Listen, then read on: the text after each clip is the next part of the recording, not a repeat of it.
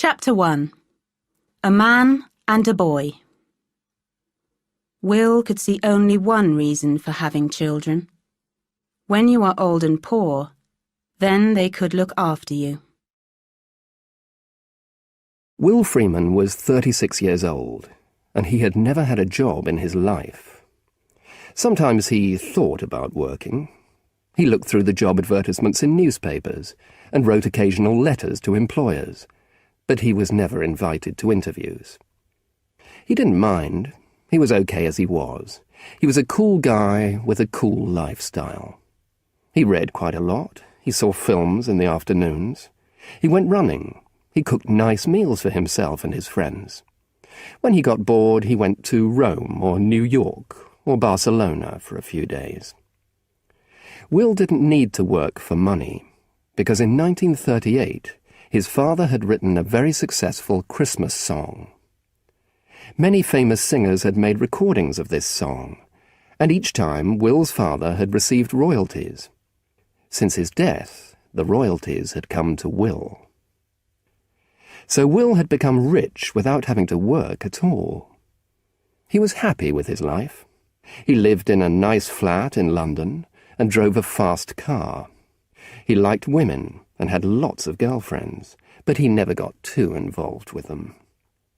He preferred to look at other people's lives from the outside, like watching TV. If a relationship with a woman became complicated, he ended it. He wanted to keep his life simple.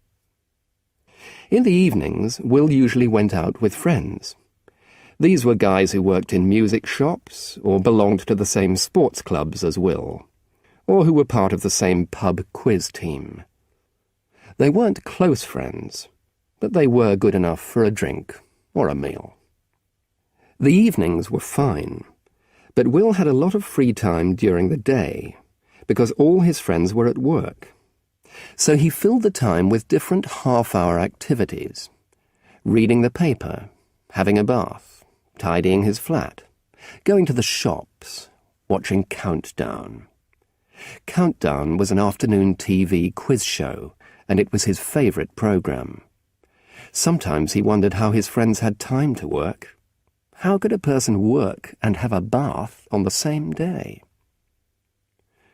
Will didn't like children. He wasn't interested in them, and he didn't want any responsibility for them. But his friends, John and Christine, had two. The second was a baby girl, born just the week before, and Will had been invited to see her. When he arrived at John and Christine's flat, there were children's toys everywhere. Pieces of brightly coloured plastic were spread all over the floor. Videos lay out of their cases near the TV. A white cloth over the sofa was covered with dirty brown marks. How could people live like this? Christine came in holding the new baby, while John was in the kitchen making tea. "This is Imogen," she said. "Oh," said Will. "Right." He paused. What did people usually say about babies? "She's—" he began, but stopped again. It was no good.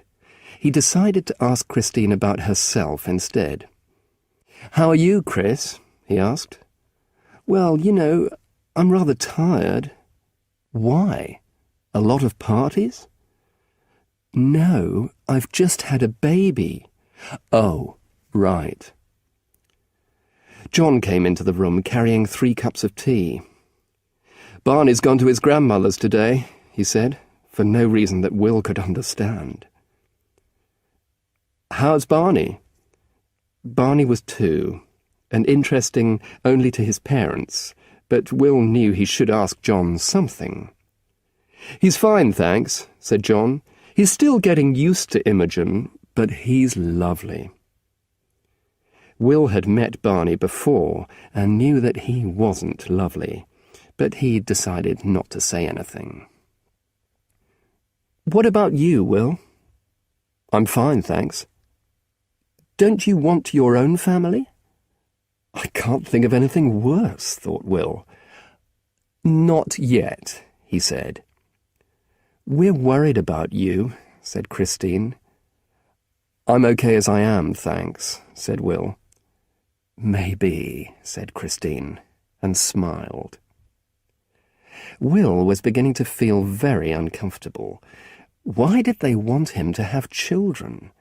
Children would make him very unhappy. If John and Christine wanted children and to be unhappy, that was fine.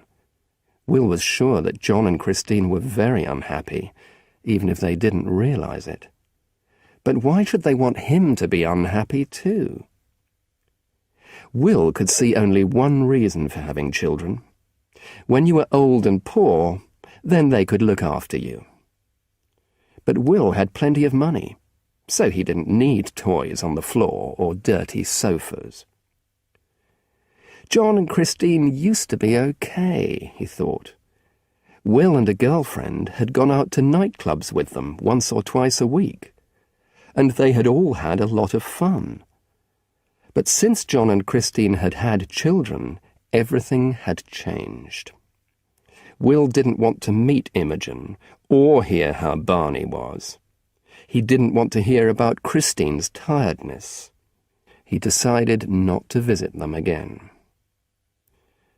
"We were wondering," said John, "whether you'd like to be Imogen's godfather." The two of them looked at Will, smiling and waiting for his reply. Will laughed nervously. "Godfather," he said. "You mean church and things? Birthday presents? If you two are killed in an air crash, I'll have to look after her?" "Yes." "You're joking, aren't you?" "No," said John. "We've always thought that deep down inside you're a very serious and responsible person." "Oh, no," said Will quickly. "No, I'm not. I'm really a very shallow kind of person. Thank you very much for asking me, but I can't think of anything worse." He didn't stay much longer. Not far away, in the Holloway area of London, a 12-year-old boy called Marcus was lying in bed, unable to sleep. He was worrying about his mum and his new school. Marcus's mum was called Fiona, and she and Marcus had only been in London for a few weeks. They had moved there on the first day of the summer holidays, because Fiona had got a new job. Before moving to London, they had lived in Cambridge, where Marcus's father, Clive, still lived. Fiona and Clive had separated 4 years ago. Marcus thought London was quite boring. He and Fiona hadn't done much in the holidays. They'd been to see Home Alone 2, which wasn't as good as Home Alone 1. They'd been to have a look at his new school, which was big and horrible. And they'd had lots of talks about London and the changes in their lives. But really, they were sitting around waiting for their London lives to begin. Marcus had had 2 kinds of life. The first, which had ended when he was 8, was the normal, boring kind, with school and holidays and homework and weekend visits to grandparents. The second kind was more confused, because there were more people and places in it. His mother's boyfriends and his dad's girlfriends, flats and houses, Cambridge and London. It was surprising how many things had changed when Fiona and Clive's relationship ended. But Marcus didn't mind. Sometimes, he thought, he even preferred the second kind of life to the first. It was more exciting, more happened, and that was a good thing. But now Marcus was very worried about his mum. She had started crying a lot in London, much more than in Cambridge. He didn't know why she cried. He wondered if it was about boyfriends. Marcus didn't mind if his mum had a boyfriend. She was pretty, he thought, and nice, and funny sometimes. He wanted his mum to meet someone who would make her happy. He couldn't help his mum with her problems, and she couldn't help him with his other big problem, school. His first day at his new London school had been a disaster.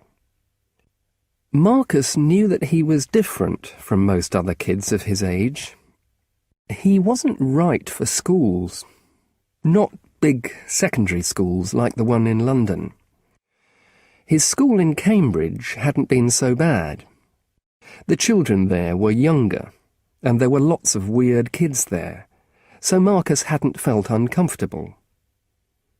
It was okay not to be right for some things, he thought. He knew that he wasn't right for parties, because he was very shy. That wasn't a problem, because he didn't have to go to parties. But he had to go to school. Marcus couldn't talk to his mum about his problems at school, because she couldn't help. She couldn't move him to another school. Even if she did move him, it wouldn't make any difference. He'd still be himself, and that, it seemed to Marcus, was his real problem. The other kids laughed at him because he was weird.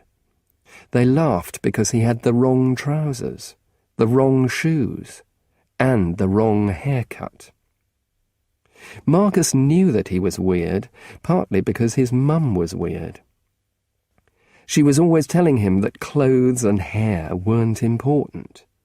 She didn't want him to watch rubbish TV, or listen to rubbish music, or play rubbish computer games. All the other kids spent their time doing these things, but Marcus had to argue with his mother for hours, and he usually lost.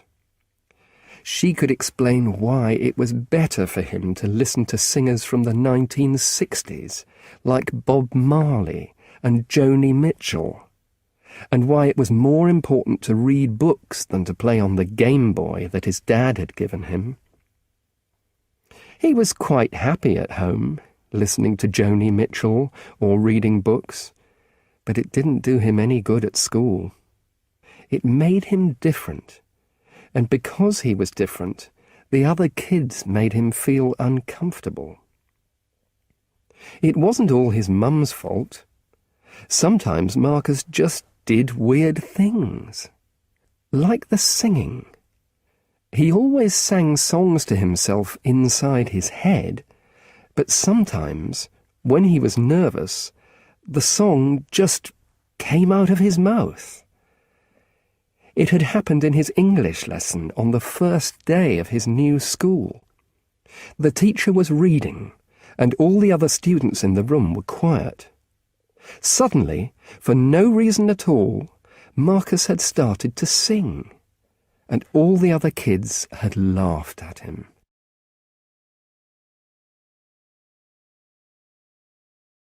Chapter 2. Spat. Marcus was shocked. What did she mean they weren't doing each other any good? She wasn't doing him any good, but what had he done to her? Will first saw Angie in a music shop off the Holloway Road. She had lots of thick blonde hair, big blue eyes, and a lovely, sexy voice. She reminded him of Julie Christie, a beautiful film star. 2 days later, he saw her again in a cafe and started a conversation. By the time they had finished their coffee, he had her phone number. Will was rather surprised that Angie wanted to go out with him. He had never been out with a woman who looked like Julie Christie before. Women like her didn't go out with men like Will. They went out with other film stars, or lords, or racing drivers. He learnt the reason over dinner on their first evening out, when Angie told him that she was a single mother with 2 small kids. It wasn't easy for her to get out and meet new men, and a lot of men didn't like other people's children. Will wanted to push the table over and run out of the restaurant, but Angie was a very beautiful woman. Really, it's no problem. I've never been out with a mum before, and I've always wanted to. I think I'd be good at it. Good at what? Right. Good at what? What was he good at? That was the big question which he had never been able to answer. Maybe he would be good at children, although he hated them. Maybe he should give John and Christine and baby Imogen another chance. Maybe he was going to become Uncle Will. I don't know. Doing things that kids like. For the next few weeks, he was Will the good guy, and he loved it. It wasn't even very difficult. He played with Angie's children, and took them to McDonald's, and to parks, and for a boat trip on the river. It was a very good arrangement, he thought. He had never wanted to be a father, but this was different. He could walk hand in hand with a beautiful woman while the children played in front of them. Everybody could see him doing it. And at the end of the afternoon, he could go home again if he wanted to. Angie made Will feel very good about himself. Suddenly he became better looking, a better lover, a better person. And she especially loved him because he wasn't her ex-husband, who had problems with drink and work, and who was sleeping with his secretary. Will went out with Angie for 6 weeks, but there were some things that he was beginning to find difficult. Once, he booked tickets for the opening night of a new film, but Angie was half an hour late because she couldn't get a babysitter. And when they spent the night together, it always had to be at her place, and she didn't have a video machine or many CDs. But just when Will was thinking about ending the relationship, Angie decided to finish it. Will, I'm so sorry, but I'm not sure this is working. It's not your fault. You've been great. It's me. Well, my situation, anyway. I've met you at the wrong time of my life, and I'm not ready for a serious new relationship. It really was very strange, Will thought. Angie had believed he was serious about her, and he hadn't been serious at all. Now she was starting to cry. He had never before watched a woman cry without feeling responsible, and he was rather enjoying the experience. You don't have to be sorry for anything, really. Of all the evenings he had spent with Angie, he loved the last one the best. The relationship had been perfect, and had finished in a perfect way, too. Usually when his relationships with women ended, he felt guilty. But this time he had nothing to feel guilty about. Will knew then that there would be other women like Angie. Bright, attractive, single mothers. Thousands of them, all over London. And he knew he had a lot to offer them.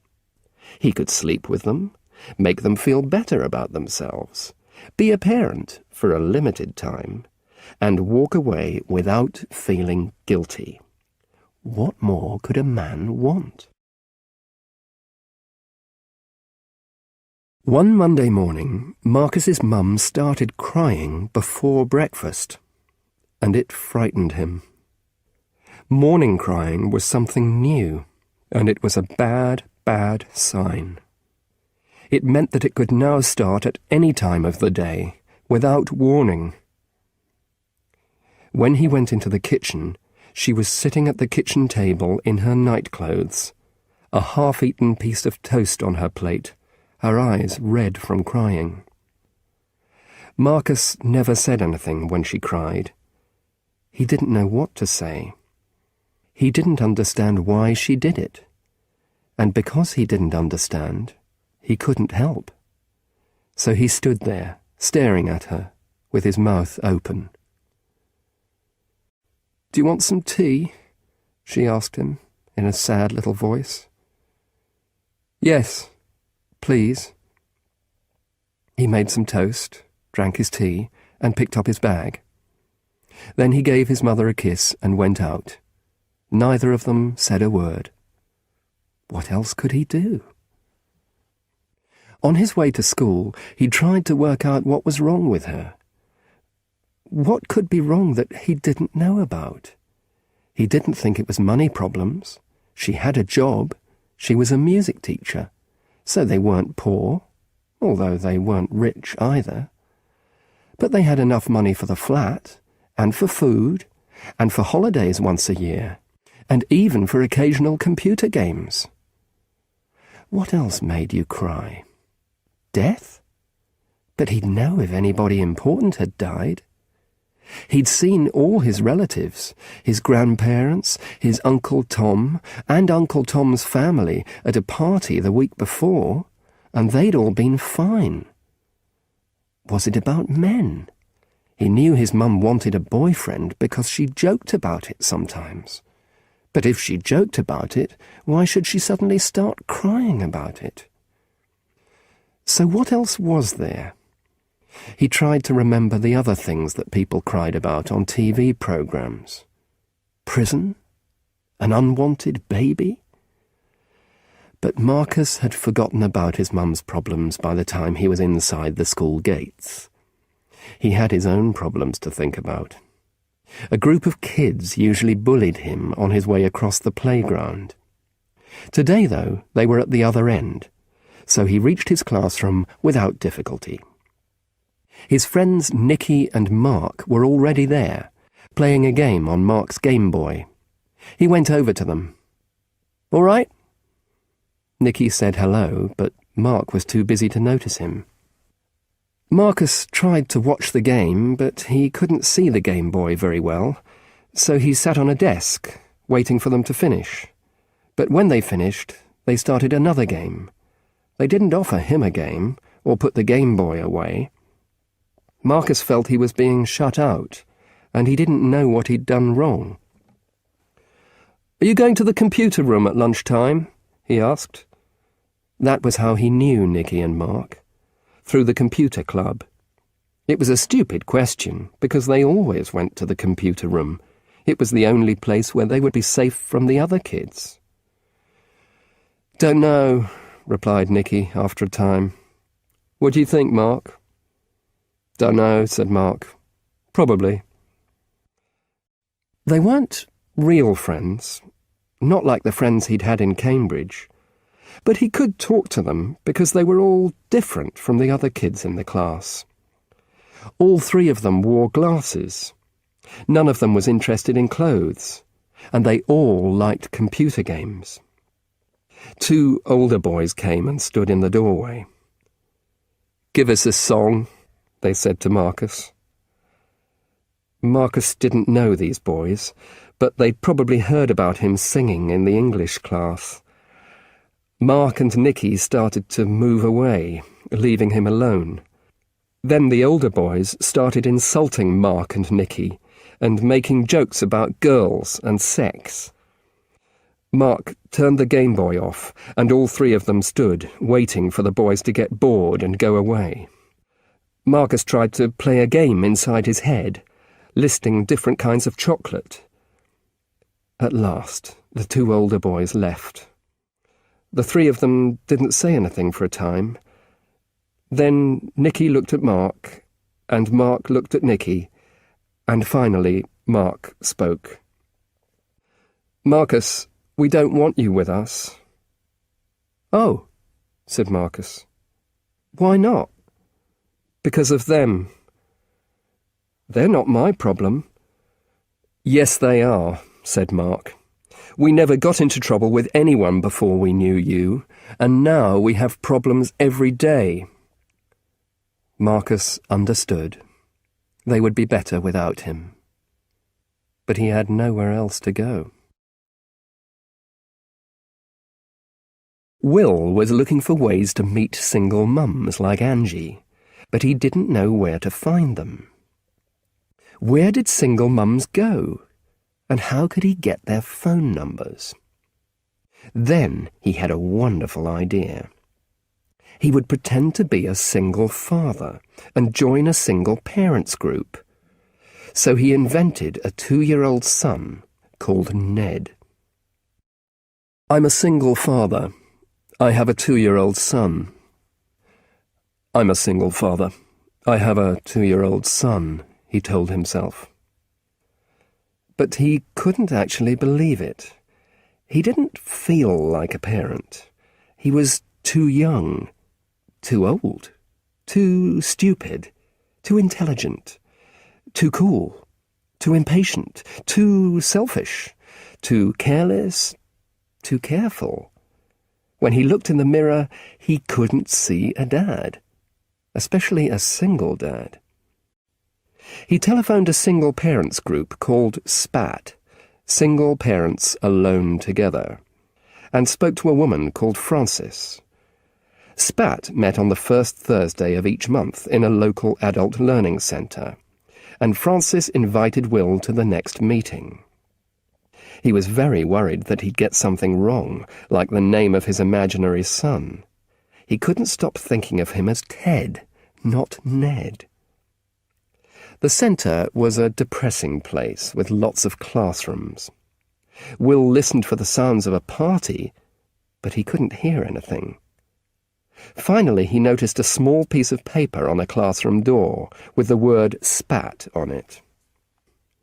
There was only one woman in the room. She was taking bottles of white wine, beer, and water out of a box and putting them on a table in the centre of the room. All the other tables and chairs had been pushed to the back of the room. It was the most depressing place for a party that Will had ever seen.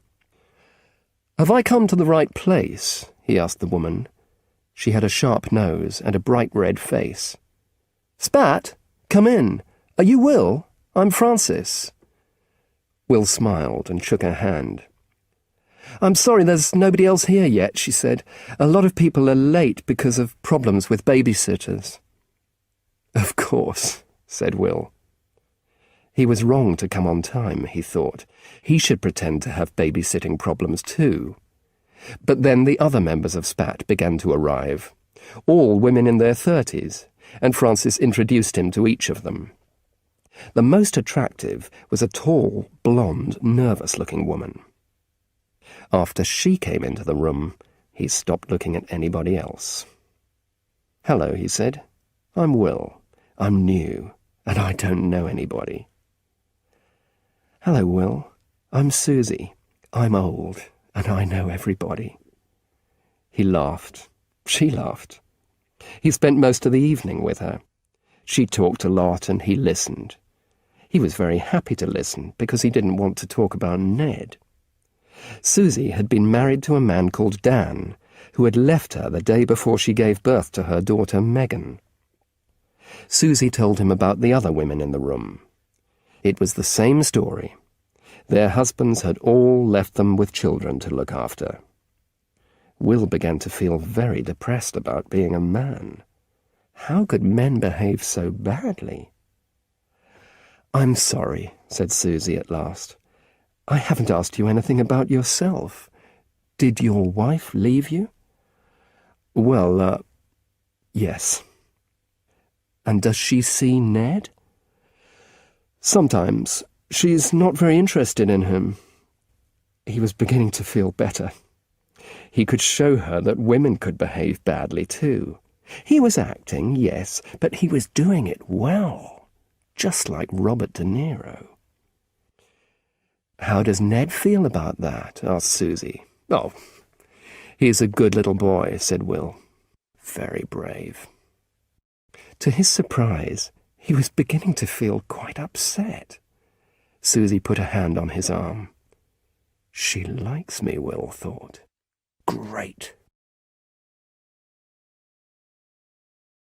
Some parts of Marcus's life continued normally. He went to his dad's in Cambridge for the weekend and watched a lot of TV. On the Sunday, he and his dad and Lindsay, his dad's girlfriend, went to Lindsay's mum's house. Lindsay's mum lived by the sea. and they went for a long walk on the beach. Marcus liked Lindsay's mum. He liked Lindsay too. Even his mum liked Lindsay. Marcus felt better after the weekend in Cambridge. He had a good time with everybody, and nobody seemed to think he was weird. But the day after he got back, he came home from school and found his mum lying on the floor with a coat over her. "Didn't you go to work today?" "This morning, I was sick this afternoon." "What kind of sick?" asked Marcus. She didn't reply, and Marcus felt angry. He was only a kid, and things couldn't continue like this. He was having an awful time at school and an awful time at home, and school and home were almost the only places he knew. So someone was going to have to help him, and that person had to be his mum. She had to do something about it. He was only a kid, and she was his mum, and if he felt bad, it was her job to stop him feeling bad. "What kind of sick?" he asked again, in a rough voice. She began to cry, and Marcus felt frightened. "You've got to stop this." "I can't." "You've got to. If you can't look after me, then you'll have to find someone who can." His mum turned over on her stomach and looked at him. "How can you say I don't look after you?" "Because you don't. You make my meals, and I could do that. The rest of the time you just cry. That's no good. That's no good to me." She cried even more then. Marcus went upstairs and played a computer game. But when he came downstairs again, she had got up and was cooking supper. "You're going to a picnic on Saturday," she said suddenly. "A picnic? Where?" "In Regent's Park." "Who with?" "Susie." "Not that spat crowd."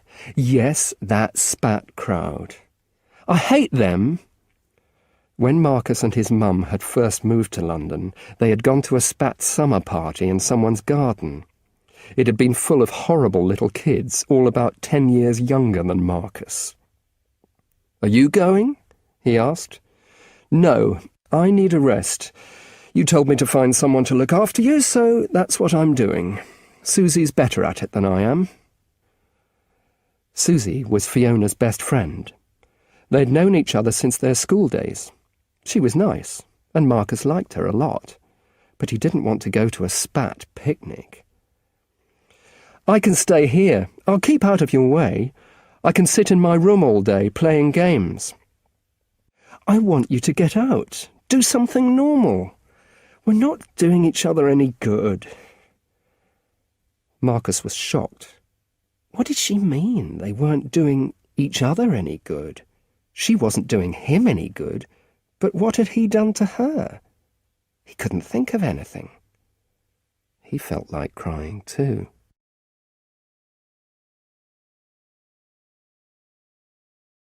Chapter 3. The Dead Duck Day. "Fiona, how could you do this?" Susie screamed. "You've got a kid. How could you do this?" Will wanted to go to the spat picnic in Regent's Park because Susie was going. But he knew that Susie would expect Ned to be there too. So he had to invent a reason why Ned couldn't go. He telephoned Susie on the morning of the picnic and told her that his ex-wife had taken Ned out. "But that's terrible, Will," said Susie. "You can't let her change your plans like that." I know, he said. "And she's taken my car, too. Can I go with you to Regent's Park?" "Yes, of course," replied Susie. "I'm bringing a 12-year-old kid, too. Marcus, my friend Fiona's son. She's asked me to look after him for the day." All the way to the park, Susie talked about Will's ex-wife. She was very angry about Paula's behaviour. Had he called her Paula? Will couldn't remember. Things were getting rather complicated, he thought. How much longer could he continue pretending?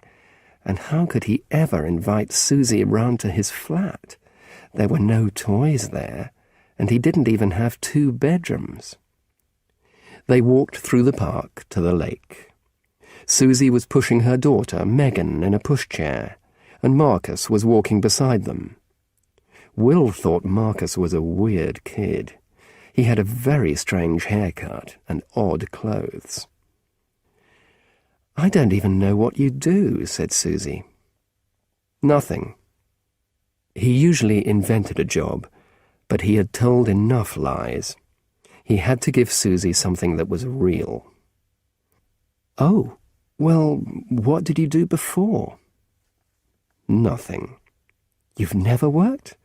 "Well, only for a day or 2. My dad wrote a famous song, and I lived from the royalties." "Michael Jackson makes £60 million an hour," said the weird kid. "How much do you make?" "Marcus," said Susie. "So, what's this song, Will?" Will told them. He hated telling people because the title sounded so silly. "Really?" Susie and Marcus both started singing the same part of the song. People always did this, and he hated that too. "But haven't you ever wanted to work?" asked Susie. "Oh, yes, sometimes, but I never seemed to do anything about it." It was true. Every day for the last 18 years he had got up in the morning thinking about finding a job. But by the evening he had lost interest. He decided to talk to Marcus.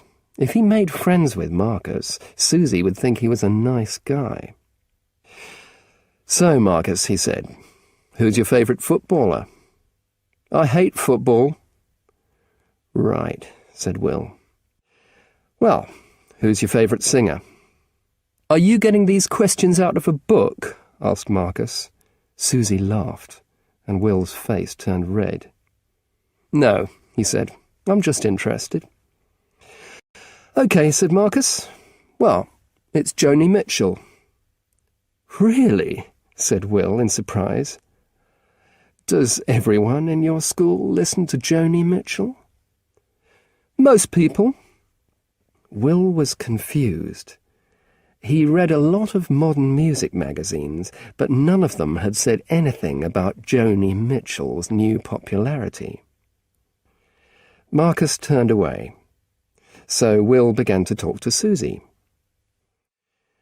"Do you often have to look after him?" he asked. "Not often, but Fiona, his mum, isn't feeling very well." "She's going crazy," said Marcus calmly. "Cries all the time. Doesn't go to work." "She isn't crazy, she just needs a rest." They could see the spat crowd of mothers and children sitting by the lake in front of them. The mothers were pouring juice into cups, and the children were eating sandwiches. Will played with the children for most of the afternoon. He kept away from the adults sitting on blankets under a tree because he didn't want to have to answer difficult questions about Ned. He kept away from Marcus, too. Marcus was walking round the lake, throwing bits of his sandwich at the ducks. Later, Susie came to talk to him. "You miss him, don't you?" "Who?" He meant it. He had no idea what she was talking about. But then he remembered about Ned. "I'll see him later." "What's he like?" asked Susie. "Oh, nice. He's a really nice boy."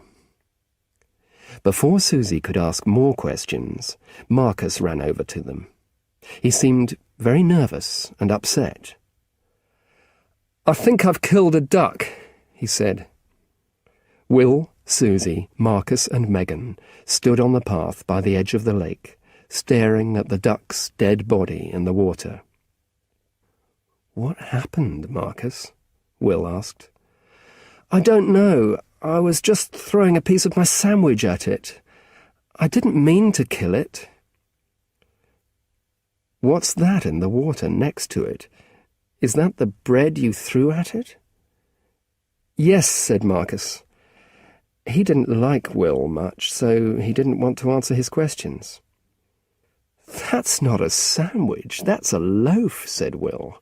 "I'm not surprised the duck was killed." "Perhaps I didn't kill it," said Marcus. "Perhaps it died because it was ill." Nobody said anything. They were all staring so hard at the scene of the crime that they didn't notice the park keeper standing next to them. Marcus felt very frightened. He would be in big trouble now. "One of your ducks has died," said Will. He made it sound like the saddest thing he'd ever seen. Marcus looked up at him. Maybe Will wasn't such a bad guy. "I was told it was your boy's fault," said the park keeper. "It's a crime to kill a duck, you know." "Are you suggesting that Marcus killed this duck? Marcus loves ducks. Don't you, Marcus?" "Yes," said Marcus. "They're my favourite animal. My favourite bird." This was rubbish, because he hated all animals, but he thought it helped. "I was told he was throwing enormous loaves at it." "No," said Will. "He was throwing bread at the duck's body. He wanted to sink it because the sight of a dead bird was upsetting my friend's little girl, Megan." There was a silence. At last the park keeper spoke. "Well, I'll have to go into the water and get it," he said. Marcus felt much better. He wouldn't have to go to prison. They were walking back to the rest of the spat group when a strange thing happened. Marcus saw, or thought he saw, his mum. She was standing on the path in front of them, and she was smiling. But when he looked again, she wasn't there. Usually, when Susie took Marcus home after a day out, she left him outside his flat and waited until he got inside. But today, she parked the car and lifted Megan out in her car seat. She was never able to explain why she had done this. Will wasn't invited, but he followed them in. Marcus put the key in the door of the flat and opened it, and a new part of his life began, without any warning at all.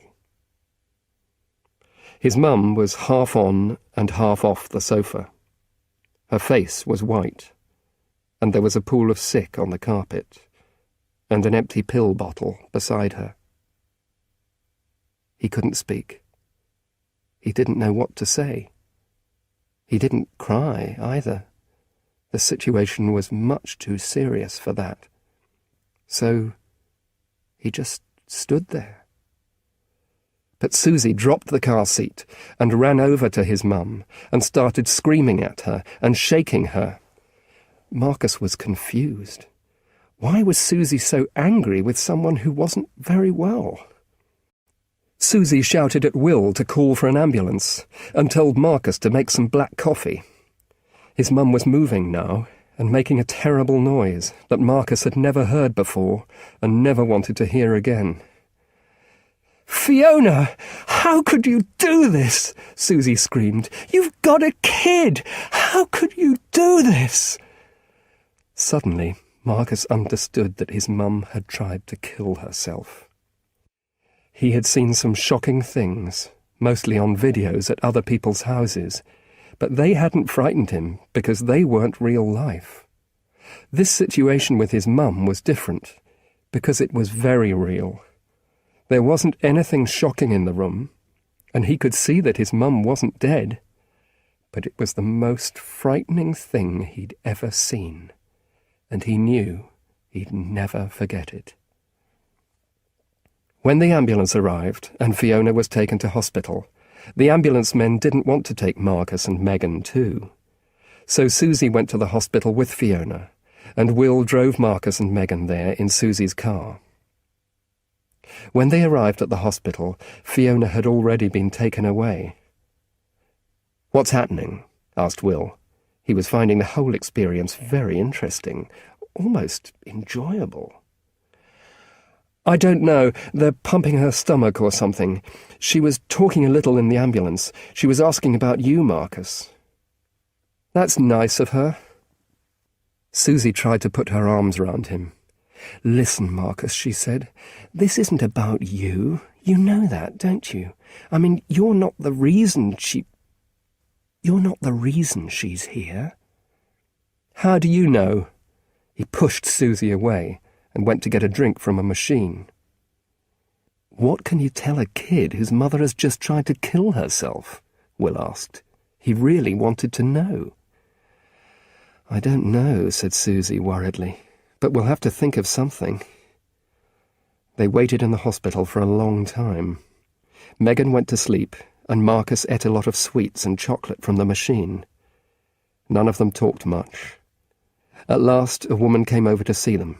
Not a nurse or a doctor, but somebody official. "Hello. Did you come in with Fiona Brewer?" "Yes, I'm her friend Susie, and this is Will, and this is Fiona's son, Marcus." "Right. We're keeping Fiona here for the night. Is there somewhere Marcus could go?" "He can stay with me tonight," said Susie. She put Megan back into the car seat, and they made their way out to the car park. "I'll see you soon," said Will. "I'll call you." "I hope things are okay with Ned and Paula," Susie said. For a moment, Will didn't know who she meant. Ned and Paula? Ned and Paula. Ah, yes, his ex-wife and son. "Oh, it'll be fine. Thanks." He said goodbye and went to find a taxi. It had been a very interesting experience, but he wouldn't want to repeat it every night.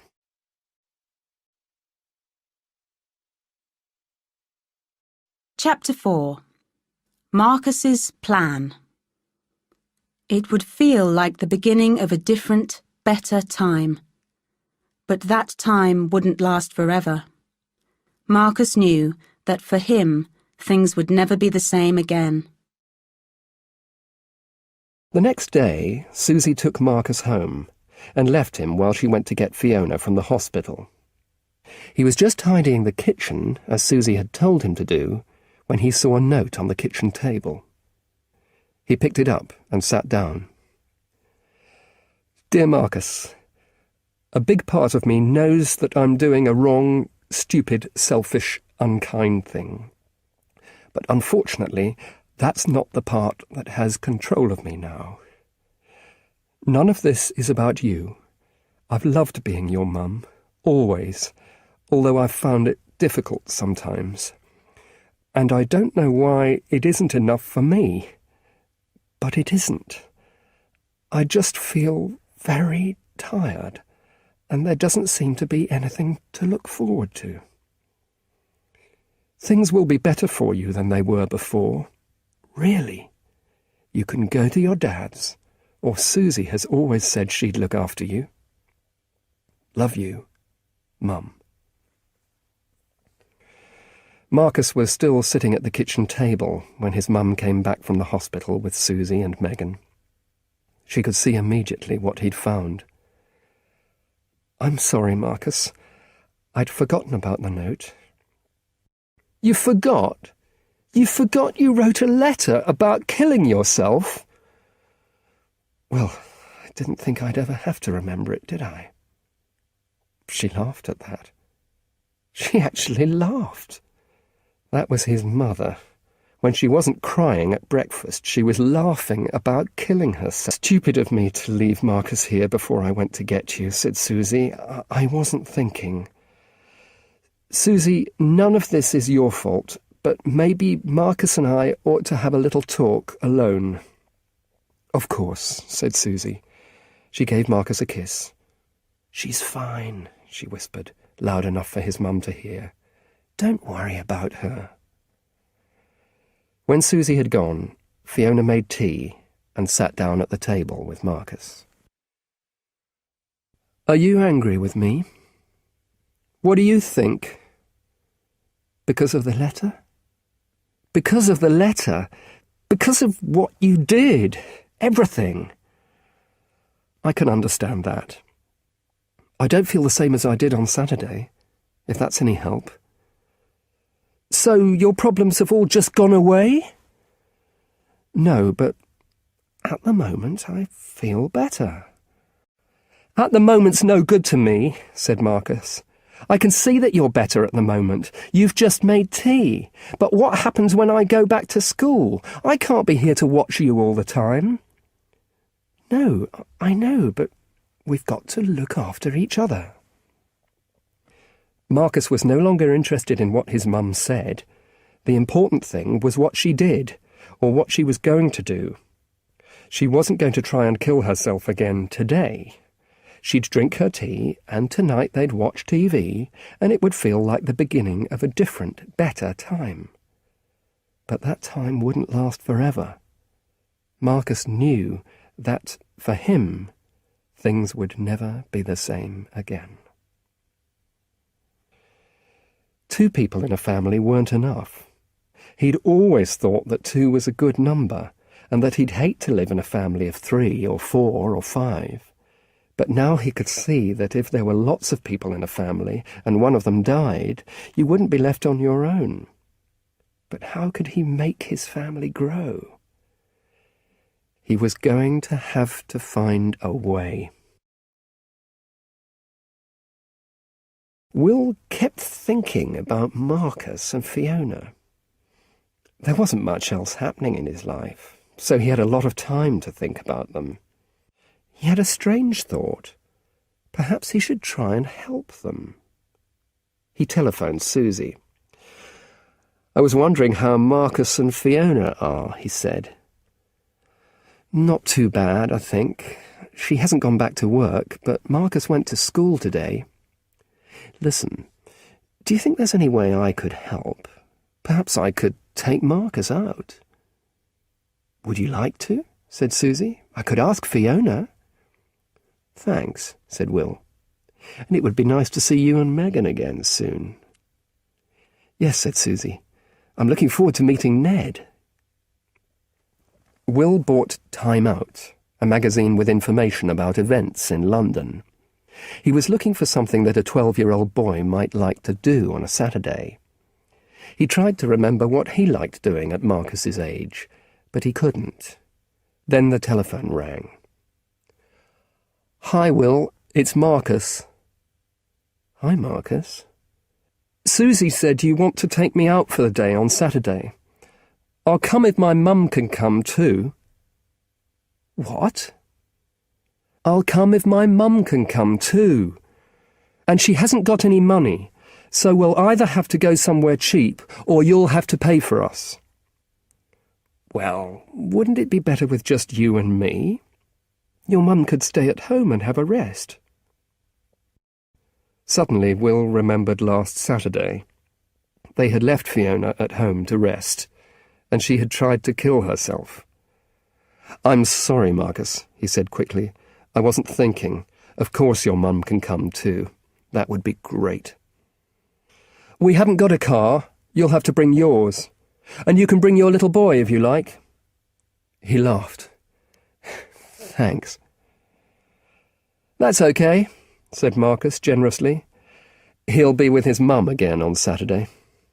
Fine. Come round at about 12:30. You remember where we live?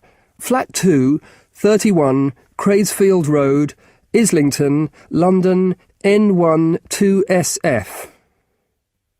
Right, said Will. See you then. Marcus wasn't really worried about leaving his mum. She was still in a strange, calm mood, but he wanted her to come so that she and Will could meet. And after that, he thought, it should be easy. His mum was pretty, and Will seemed quite rich. They could go and live with him and his kid, and then there would be 4 of them, and 4 was twice as good as 2. Then, if one of them died, it wouldn't matter so much. Marcus wasn't even sure whether he liked Will or not, but it didn't matter. He could see that Will wasn't bad or drunk or violent. so he would be okay. And Marcus knew a little about Will.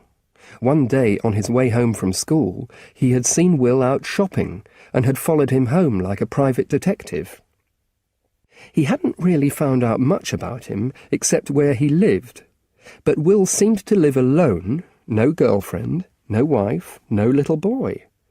Perhaps the little boy was with his girlfriend at home. But if Will had a girlfriend, why was he trying to get friendly with Susie? When Will arrived on Saturday, his mum was looking good, Marcus thought. She was wearing her best trousers and a hairy jumper, and she was wearing makeup for the first time since the hospital, and a pair of brightly coloured earrings from Zimbabwe. "Thanks for everything you did last weekend," she said. "I'm very grateful." "It was a pleasure. I hope you've... My stomach's fine. I suppose I must still be a bit crazy, though. That sort of thing doesn't get better quickly, does it?"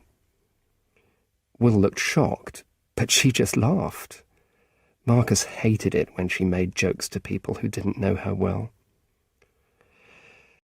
Will took them to a restaurant called 28.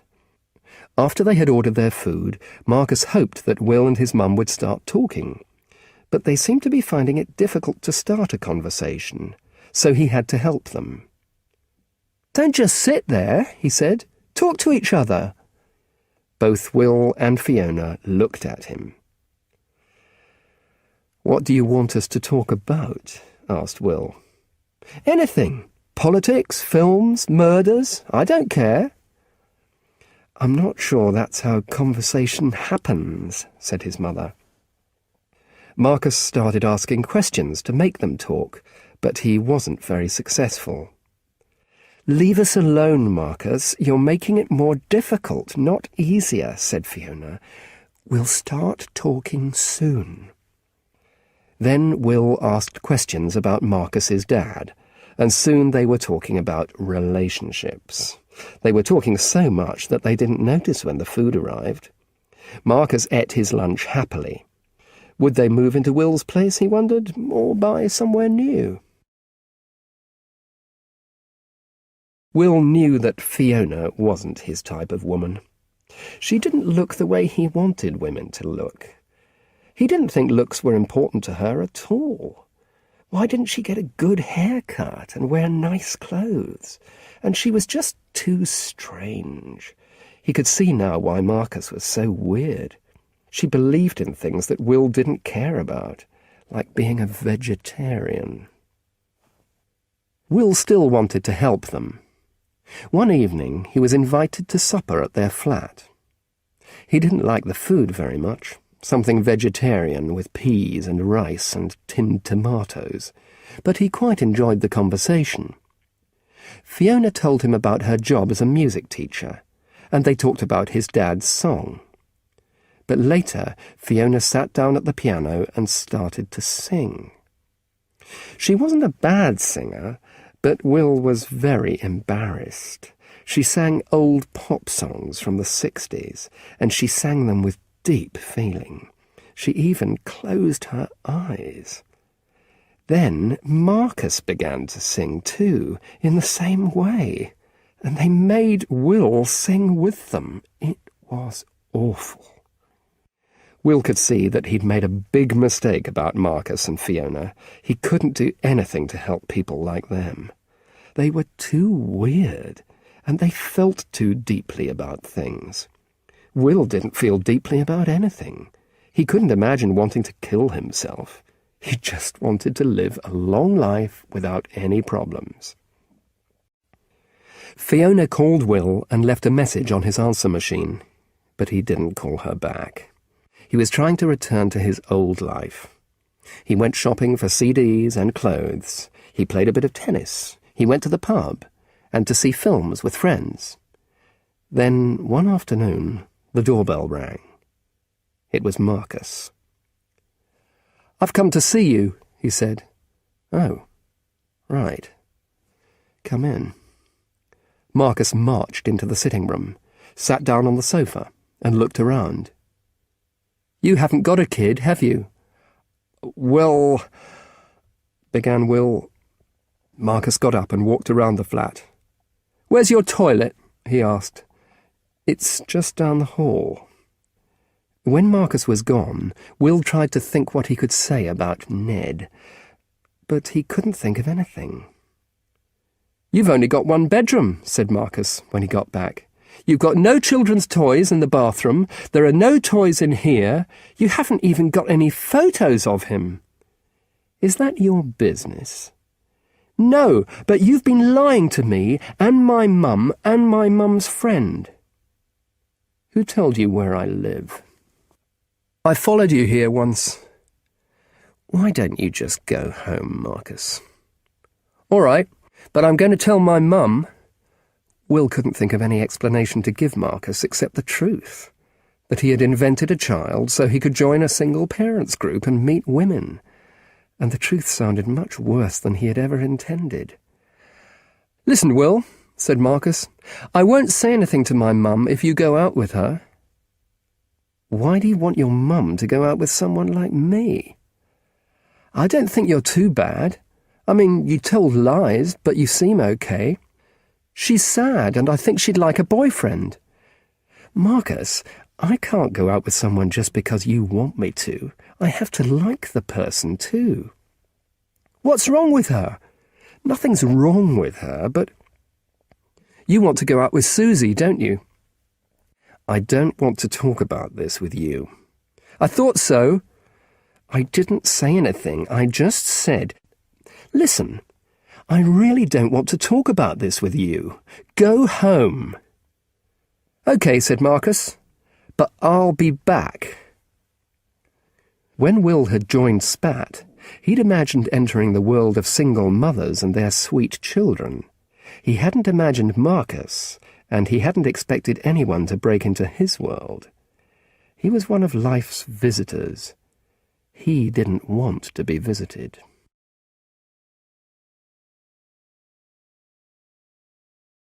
Chapter 5. New Trainers. "Why do you invite 12-year-old boys round to tea parties in your flat after school?" asked Fiona. Marcus knew that he couldn't make Will go out with his mum if Will didn't want to. But he knew Will's secret now, so perhaps he could make him do something else. He started going round to Will's flat after school. The first time, Will wasn't very pleased to see him. He stood in the doorway and didn't invite Marcus in. "What?" "I just thought I'd come round. What are you doing?" "Watching Countdown." Marcus knew about Countdown, the most boring programme in the history of television, but he wanted to get inside Will's flat. "I could watch it with you if you want. I really like it." Will looked at him for a time. "All right, come in." There were lots of interesting things in Will's flat. Hundreds of CDs, records and cassettes. There were pictures from films on the wall and black and white photos of people with musical instruments. "Who are these people? And why are they on your wall?" "They're musicians, and they're on my wall because I like their music and they're cool." "Why are they cool?" "I don't know. Because they took drugs and died, probably." Marcus thought he wouldn't want pictures on his wall of people who took drugs and died. He'd want to forget all about that kind of thing, not look at it every day of his life. Will made tea in the kitchen. Then they went back into the living room and sat down on the sofa. "Do you like school?" Will asked. "No, I hate it." "Why? Do the other kids bully you?" Marcus looked at him. How did he know that? "Not really. Just a couple of kids." "What do they do to you?" "Nothing really. Just, say things about my hair and glasses and my singing. Sometimes I sing without noticing." Will laughed. "It's not funny." "I'm sorry, but you could do something about your hair. You could have it cut in the way you want it. This is how I want it." "Why do you want your hair like that?" "Because that's how it grows, and I hate going to the hairdresser." "I can see that. How often do you go?" "Never. My mum cuts it." "Your mum? How old are you? 12? You're old enough to get your hair cut yourself. You could get married in 4 years' time. Will you let your mum cut your hair then?" Marcus didn't think he'd be married in 4 years' time, but he understood what Will was telling him and knew that Will was right. But there was another way of looking at the situation. If his mum was going to cut his hair in 4 years' time, then she would still be alive. Marcus visited Will a lot that autumn, and by about the 3rd or 4th visit he felt that Will was getting used to him. They didn't talk about much at first, but one day Will said, "How's the situation at home?" for no reason that Marcus could understand. "You mean my mum?" "Yes." "She's all right, thanks." Marcus had never talked about it, and he'd never said how he felt, but what he felt, all the time, every day, was a horrible fear. This was the main reason why he came round to Will's after school. Every time he climbed the stairs at home, he remembered the dead duck day. When he saw his mum watching the news, or eating or preparing work on the dining table, he wanted to cry, or be sick or something. But he couldn't talk about it. "Are you still worried about her?" "A bit, when I think about it." "How often do you think about it?" "I don't know." He thought about it all the time. All the time. All the time. Could he say that to Will? He didn't know. He couldn't say it to his mum, or to his dad, or to Susie. They would all be too worried about him. He just wanted a promise from someone, anyone, that it wouldn't happen again, ever. And no one could do that. Will was wishing that he hadn't asked Marcus about Fiona, because it was clear that the boy was very upset. Will wasn't used to coping with people with real-life problems. He liked watching people's problems on TV, but he'd never had anyone with problems on his sofa before. Sometimes they managed conversations about other things, like Marcus's dad. "Do you see your dad often?" "Quite often. Some weekends. He's got a girlfriend called Lindsay. She's nice." "Would you like to see him more than you do?" "No." "Well, that's all right then." The next week, while Will was watching Countdown as usual, he was interrupted by a long, urgent ring on the doorbell. He got up off the sofa and opened the door. Marcus was standing on the doorstep, and 2 ugly-looking boys were throwing hard sweets at him. Some sweets hit Will. "What do you think you're doing?" He couldn't remember the last time he had been so angry. The boys ran away, and Will went back into the flat. Marcus was sitting on the sofa watching Countdown. Who were they? "I don't know their names," said Marcus, his eyes on the TV. "They're in the class 2 years above me at school." "Marcus, does this happen often?" "Well, they've never thrown sweets at me before." "I'm not talking about the sweets. I'm talking about older kids bullying you." "Oh, yes, not those 2. "No, okay, not those 2, but others like them." "Yes, lots." "Right. That's what I've been trying to find out. Your problem is, Marcus, that you look different from other kids. That's why they notice you. You need to look more like them. You need the same clothes and haircut and glasses as everyone else. You can be as weird as you want on the inside. Just do something about the outside." Will took Marcus shopping in Holloway Road and bought him a pair of expensive Adidas trainers. Marcus thought they were cool, and Will was pleased. He couldn't remember feeling as good as this before. He had made an unhappy boy happy, and there hadn't been any advantage in it for him at all. He didn't even want to sleep with the boy's mother. But the next day, Marcus's new trainers were stolen. He came home from school wearing only a pair of black socks. "Where are your shoes?" Fiona screamed. She hadn't noticed that he had been wearing new trainers. "Stolen." "Stolen? Why would anyone want to steal your shoes?" "Because—" He was going to have to tell her the truth, although he knew the truth would lead to a lot of questions. "Because they were nice ones. They were new Adidas trainers. Will bought them for me." "Will who?" "Will, the guy who took us to lunch." "Yes, the guy from Spat. He's become my friend." "He's become your friend?" Marcus was right. His mum had lots of questions, but she asked them in a very boring way. She just repeated the last thing he said, made it into a question, and shouted. "I go round to his flat after school." "You go round to his flat after school?" "Well, you see, he doesn't really have a kid." "He doesn't really have a kid?" When the questions had finished, he was in a lot of trouble, although probably not as much trouble as Will.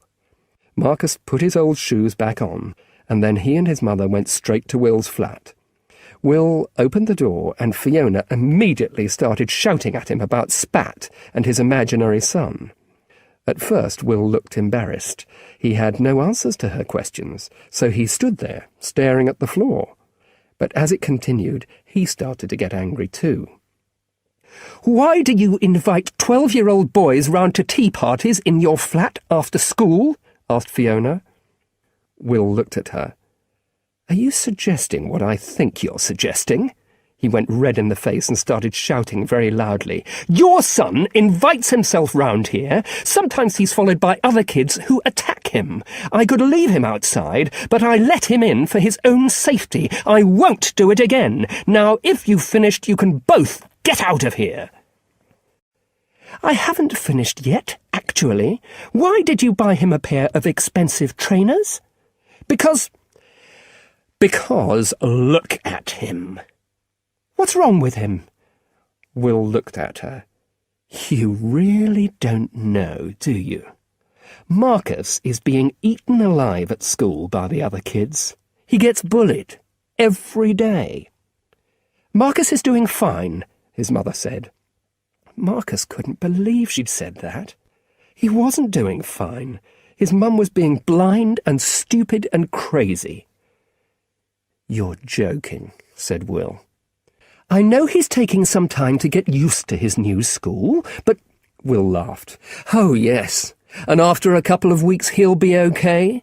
When they've stopped stealing his shoes and following him home from school, everything will be great." That was wrong. They were all mad. "I don't think so," said Marcus. "It's going to take more than a couple of weeks." "It's okay. I know," said Will. "I was joking." Marcus didn't think there was much to joke about in the situation, but he was very pleased that Will understood what was happening to him at school. He'd only known Will for a short time, and he'd known his mother all his life, so why could Will understand and his mother couldn't? But now his mother understood too, because Will had told her. "You're not going to Will's again," Fiona said to Marcus on the bus on the way home. "If you've got anything to say, you say it to me. If you need new clothes, I'll get them." "But you don't know what I need." "I don't know what I need. Only Will knows. He knows what kids wear." "We don't need that kind of person. We're doing all right our way. Marcus, I've been your mother for 12 years. I do know what I'm doing." Marcus didn't think either of them was doing all right. He wondered if his mother had a kind of plan for him. In the next few days, he began to notice the way she talked to him. He was interested in everything she said about what he should watch on TV, or listen to, or read, or eat. She had always said it was important to talk about things, and that she wanted him to think for himself. They had often discussed what was bad about fashion, and modern pop music, and computer games. But if she didn't like what he said, she argued with him until he agreed with her. But he hadn't agreed, really. He'd just lost the argument. "I've been thinking for myself," he said. and I want to go round to Will's flat after school. No, he's a rich guy who doesn't work, who tells lies, and he understands about school. He bought me those trainers. He knows things. He was getting annoyed. I'm thinking for myself, and it doesn't work. You always win. Marcus, it's not enough to tell me you're thinking for yourself. You've got to show me, too. Give me a good reason why you want to go round to Will's. Marcus gave her a reason. It wasn't the right reason, and he felt bad saying it because it made her cry. But it was a good reason, and he won the argument. Because I need a father. Chapter 6. Ellie. OK, listen, everybody. I want you to meet Marcus. He's the only other person in the whole school who likes Kurt Cobain. Will hadn't seen Marcus for a week, and hadn't thought about him much. He preferred watching Countdown alone anyway. Then Fiona phoned. Marcus seems to think he needs an adult male in his life, like a father. He talked about you. Listen, Fiona, I definitely don't need a son in my life. Why doesn't he use his own father as a father? His father lives in Cambridge. It's a long way. You told me not to see Marcus again. Fine. I told you I didn't want to see Marcus again, and now you're telling me... I don't understand. Listen, said Fiona. Can we meet tomorrow night for a drink to discuss all this? They met in a quiet pub. Will had never been alone with Fiona before. He didn't find her attractive, and he certainly didn't want to sleep with her, but conversations with her were never dull. I've always been worried about Marcus not having a father around, said Fiona. But he's always told me it didn't matter. Then when I said I didn't want him to see you, he said he needed a father. He said that because he wanted to win the argument. Never trust a human male when he talks about his feelings. Really? Well, maybe it's best if he doesn't see you. What do you want me to do if he rings the doorbell? Don't let him in. Right. Marcus was waiting for Fiona at home. He didn't like the idea of his mum talking to Will, because he'd stopped believing that he and his mum and Will and Ned were going to live together in Will's flat. Ned didn't exist, and Will and Fiona didn't like each other very much. When Fiona came back, he looked at her face to see if she was angry or depressed, but she seemed okay. Did you have a good time? It was okay, but you're not going round there again. He's not going to answer the door. He told me. Marcus wasn't worried. He knew how loudly Will's doorbell rang inside the flat, and he knew he could ring it for a very long time. Fiona had made a complaint to the school about Marcus's new trainers being stolen, so he had to go and see the head teacher, Mrs. Morrison. He was waiting outside her office when a girl called Ellie McRae came and sat down next to him. Ellie was 15, and she was famous in the school. She wore a lot of black eye makeup and cut her own hair, and she was always in trouble, usually for something serious. They sat in silence for a time. Then Marcus thought he'd try to talk to Ellie. His mum was always saying he should talk to people at school. "Hello, Ellie. How does a little boy like you know my name?" "You're famous." He knew this was a mistake immediately. "What am I famous for?" "Don't know." "Yes, you do. I'm famous because I'm always in trouble. Do you know what I'm in trouble for this time? It's this sweatshirt. They don't want me to wear it, and I don't want to take it off, so there's going to be an argument." Marcus looked at Ellie's sweatshirt. It had a picture on it of a guy with long blonde hair, big eyes, and half a beard. "Who's that?" he asked politely. "Don't you know? It's Kirk O'Bain." "Oh, yes." Marcus had never heard of Kirk O'Bain, but that wasn't surprising. He'd never heard of anybody. "What does he do?" "He's a footballer. He plays for Manchester United." "Does he?" Marcus thought that the guy on Ellie's sweatshirt looked more like a singer than a footballer. Footballers weren't sad, usually, and this man looked sad. Just then Mrs. Morrison's door opened, and 2 young kids came out. "Come in, Marcus," said Mrs. Morrison. Marcus's talk with Mrs. Morrison didn't go very well. She asked him about the boys who stole his trainers, and he said he didn't know who they were. This wasn't true, of course, but he didn't want any more trouble from them. "Marcus, if the other kids are bullying you, why don't you just keep out of their way?" Marcus was annoyed. Did she think he was stupid? Did she think he went looking for trouble? "I have tried," he said. "Maybe you haven't tried hard enough."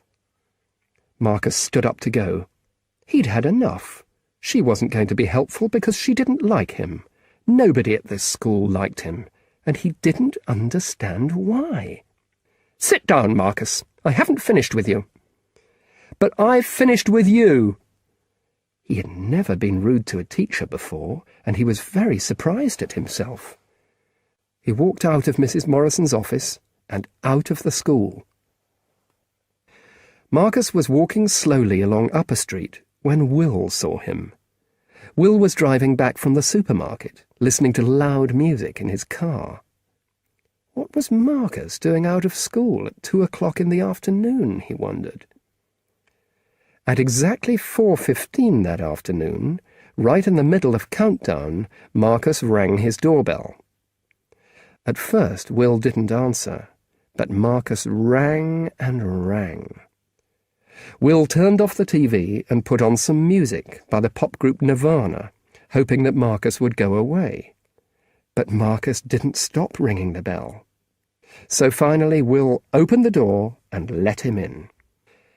"You shouldn't be here. I came to ask you something. I want you to take me and a friend to a football match." "You don't like football." "I do now," said Marcus. "I like Manchester United, and I like a player called Kirk O'Bain. He's got long blonde hair and a beard." "Marcus, there isn't a player called O'Bain who plays for Manchester United. I know all the players, and there's nobody with long blonde hair and a beard. There was a player called O'Kane who played for Nottingham about 25 years ago. What lessons did you have this afternoon?" Marcus looked at him, trying to work out why he was asking the questions. "History, and then...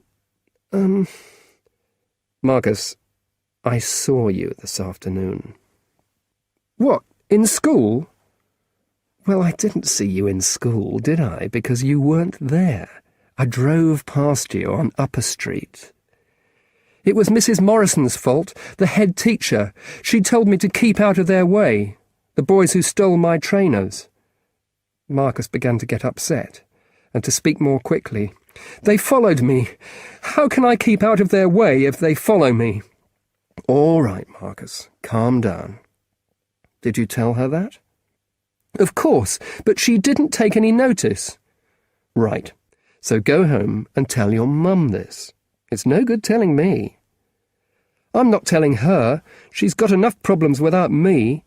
Why can't you go and see her, Mrs. Morrison?" "You're joking. Listen, Marcus, I'm not your father, or your uncle, or any member of your family. No head teacher is going to take any notice of what I say. You've got to stop thinking I know the answer to anything, because I don't."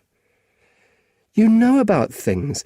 You knew about the trainers, and you know about Kurt Cobain, the footballer." Suddenly, Will realised who Marcus was talking about. "It's not Kurt Cobain, you fool. It's Kurt Cobain, the singer with Nirvana." "I thought he must be a singer," said Marcus. "I didn't know about him, and my mum wouldn't either. But you did. You see? You know things. You can help." It was then, for the first time, that Will understood the kind of help that Marcus needed. Fiona had given him the idea that Marcus needed an adult male in his life, but that was wrong. Marcus needed help to be a kid. And, unfortunately for Will, that was exactly the kind of help that he could give. Will couldn't tell Marcus how to grow up, or how to cope with a mother who wanted to kill herself, but he could certainly tell him that Kurt Cobain wasn't a footballer. Marcus went back to school the following day. Nobody had noticed that he had been absent the afternoon before, so he didn't get into trouble. In the morning break, he found Ellie and a friend from her class, Zoe, by the drinks machine. Ellie was wearing her Kurt Cobain sweatshirt. "Kurt Cobain doesn't play for Manchester United," he told her. He sings for Nirvana. A friend of mine has got one of their CDs. Never mind." "Thanks for telling me," said Ellie, and laughed. "What year's your friend in? I didn't think anyone in this school liked Nirvana. And what do you think of them?" "He's left school. He's quite old. And I don't know what I think of Nirvana." Will had played him some of their music the evening before.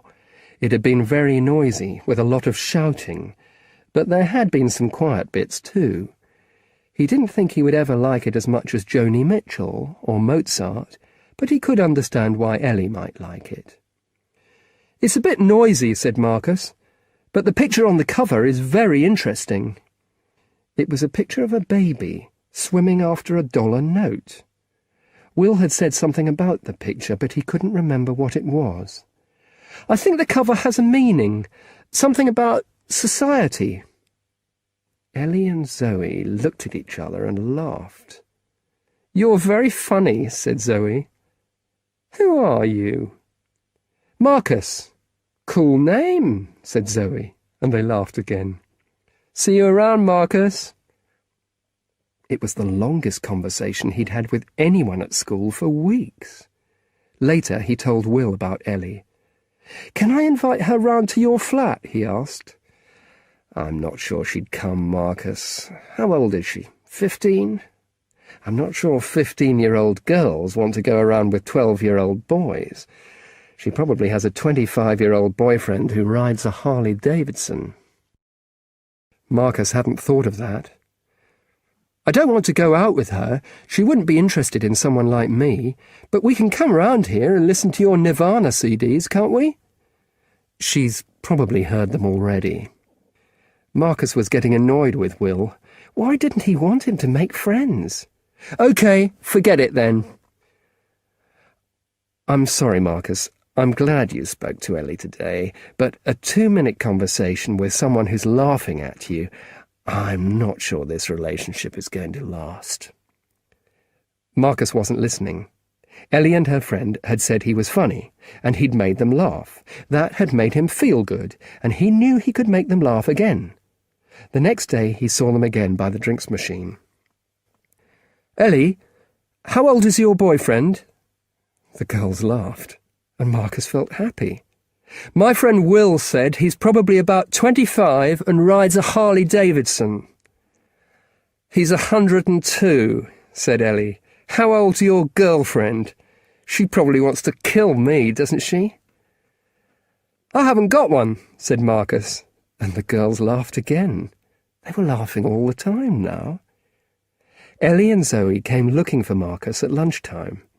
He was at his desk eating sandwiches when they came into his classroom, calling his name. Almost every kid in the room stopped what they were doing and turned round. You could see what they were thinking. Ellie and Marcus? Even Nicky and Mark, who hadn't spoken to him for weeks, looked up from their Game Boy. "What are you all staring at? Marcus is our friend, aren't you, Marcus? Let's go to our classroom. You don't want to stay here with these boring little kids, do you?" Some of the kids turned red, but nobody said anything. Nobody wanted to argue with Ellie. They watched as Marcus walked from his desk to where Ellie and Zoe were standing. When he got there, Ellie gave him a kiss.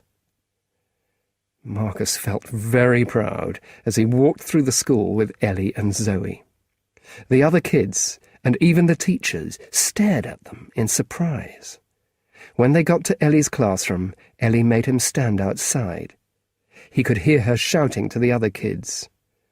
"Okay, listen everybody. I want you to meet Marcus. He's the only other person in the whole school who likes Kurt Cobain. Come in, Marcus." He walked in, and everybody laughed when they saw him. Ellie and Zoe stood beside him, and Marcus felt great. Chapter 7. Christmas at Fiona's. Why is everybody being so horrible to him? He only pretended to have a kid for a couple of weeks. That's nothing. Will was feeling depressed. It was only the 19th of November, but he had heard his dad's Christmas song in a supermarket that morning. Will hated Christmas. People knocked on his door, singing the song he hated more than any other song in the world, and expected him to give them money.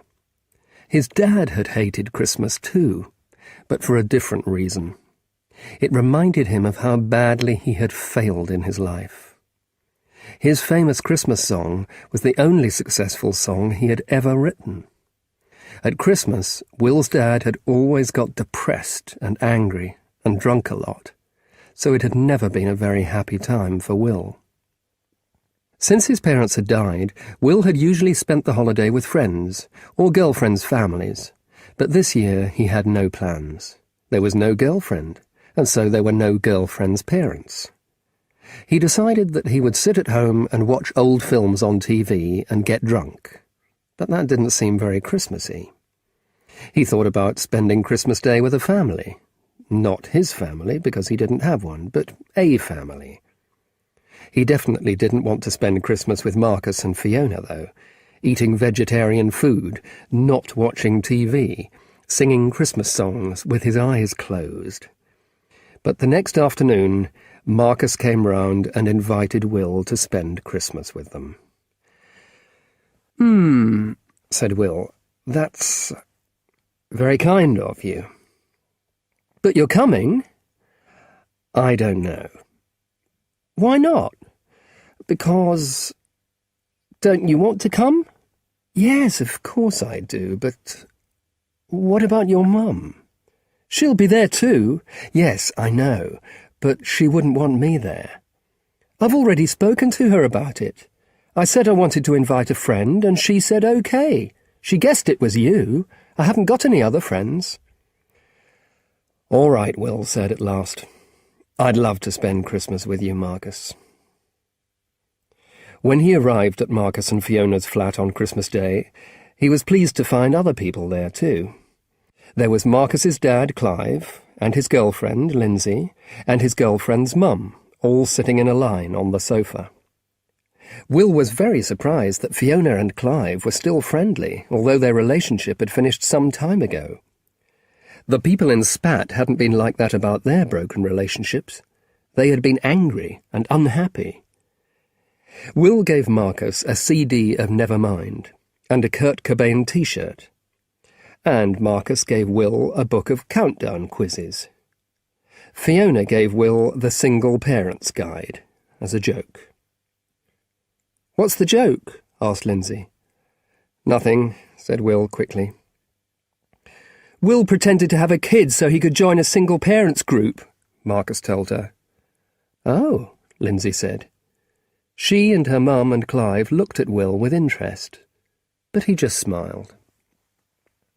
Clive gave Marcus some computer games and CDs and sweatshirts.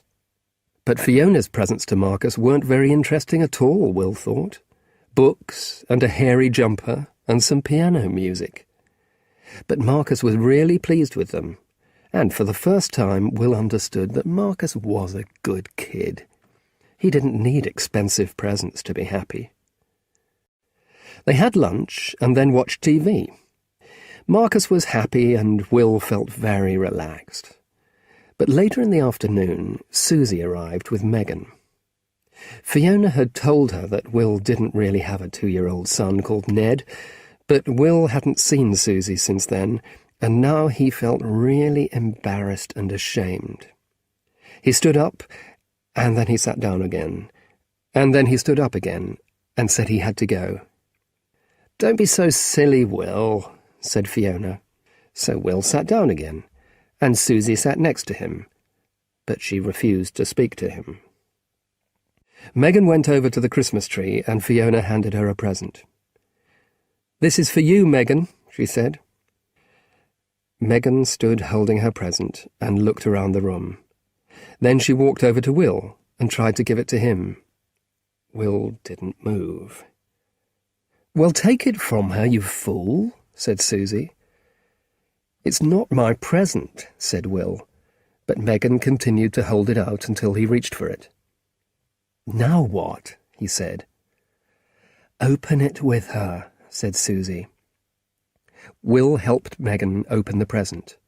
It was a plastic musical toy. They both looked at it. "Now play with her," Susie said angrily. "It's easy to see that you don't know anything about kids, but you should learn. It would be useful to you in your kind of work." "What is your kind of work?" asked Lindsay politely. "He doesn't do anything," Marcus said. "His dad wrote a famous song and he earns £1 million a minute." "He pretends he has a child so he can join single parents groups and meet single mothers," said Susie. "Yes, but he doesn't get paid for that," said Marcus. Will stood up again, but this time he didn't sit down. "Thanks for the lunch," he said. "I'm going home now." "Susie has a right to be angry with you," Fiona said. "Yes, and now I have a right to go home."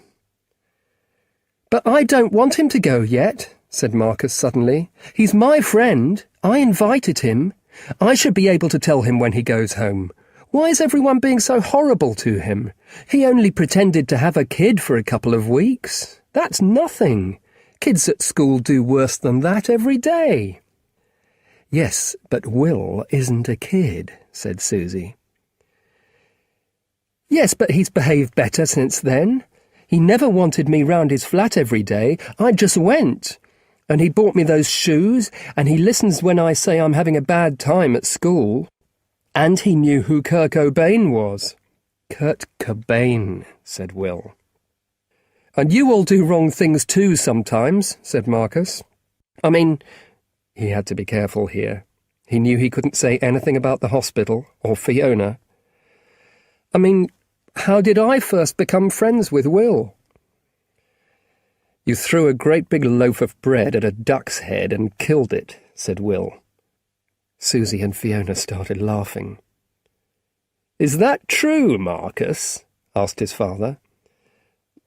"There was something wrong with it," Marcus said. "I think it was going to die anyway." Susie and Fiona laughed even more. The three people on the sofa looked shocked. Will sat down again. Chapter 8. Falling in Love. "I want you to pretend to be my son," he said. "But why?" asked Marcus. "I don't understand." Will met a woman called Rachel at a party on New Year's Eve and fell in love with her. He'd never wanted to fall in love, because he'd always thought of it as a very unpleasant experience. He had watched it happen to friends, and had seen them lose weight and sleep, and become unhappy. He was sure that Rachel was going to make him very unhappy, because he didn't think she would find him interesting.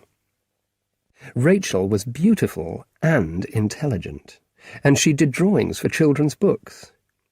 She sat down next to Will at dinner and asked him questions, but he couldn't think of anything to say. Most people at the party worked in television or had other interesting jobs, but Will didn't have a job, and he hadn't done anything interesting with his life. He watched Countdown and drove around listening to Nirvana. The most interesting thing about his life, Will suddenly realised, was Marcus. He could see that Rachel was quickly losing interest in him. She had begun to talk to the person sitting on her other side, and they were having a conversation about pop music. Rachel was saying that to her, Nirvana sounded just like the 60s group Led Zeppelin. "I know a 12-year-old boy who would kill you for saying that," said Will. It wasn't true, of course. Marcus had only just started listening to Nirvana, and he didn't know anything about Led Zeppelin. But Rachel was interested. "So do I," she said. "Maybe they should meet. What's yours called?" "He's not mine exactly," Will thought. "Marcus." "Mine's Ali." "Right. And is Marcus's mother here tonight?" Will looked up and down the table.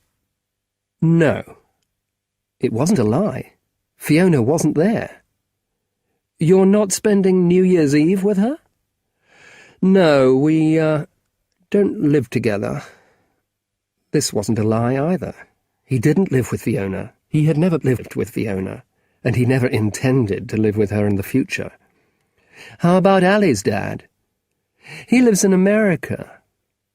"Right." Rachel started to talk about Ali's father, and Will listened. He was very good at listening when a woman told him how badly her ex-husband had behaved. He had heard the same story many times from the women in Spat. At midnight, Will and Rachel kissed, and at 12:30, just before Rachel left, they arranged for Marcus and Ali to meet and compare computer games and CDs. Now Will had a problem. He had allowed Rachel to believe that he had a 12-year-old son because it made him more interesting. He was going to have to talk to Marcus, and he knew the conversation would be difficult. So he took Marcus out to a place full of video machines. "I want you to pretend to be my son," he said. "But why?" asked Marcus. "I don't understand."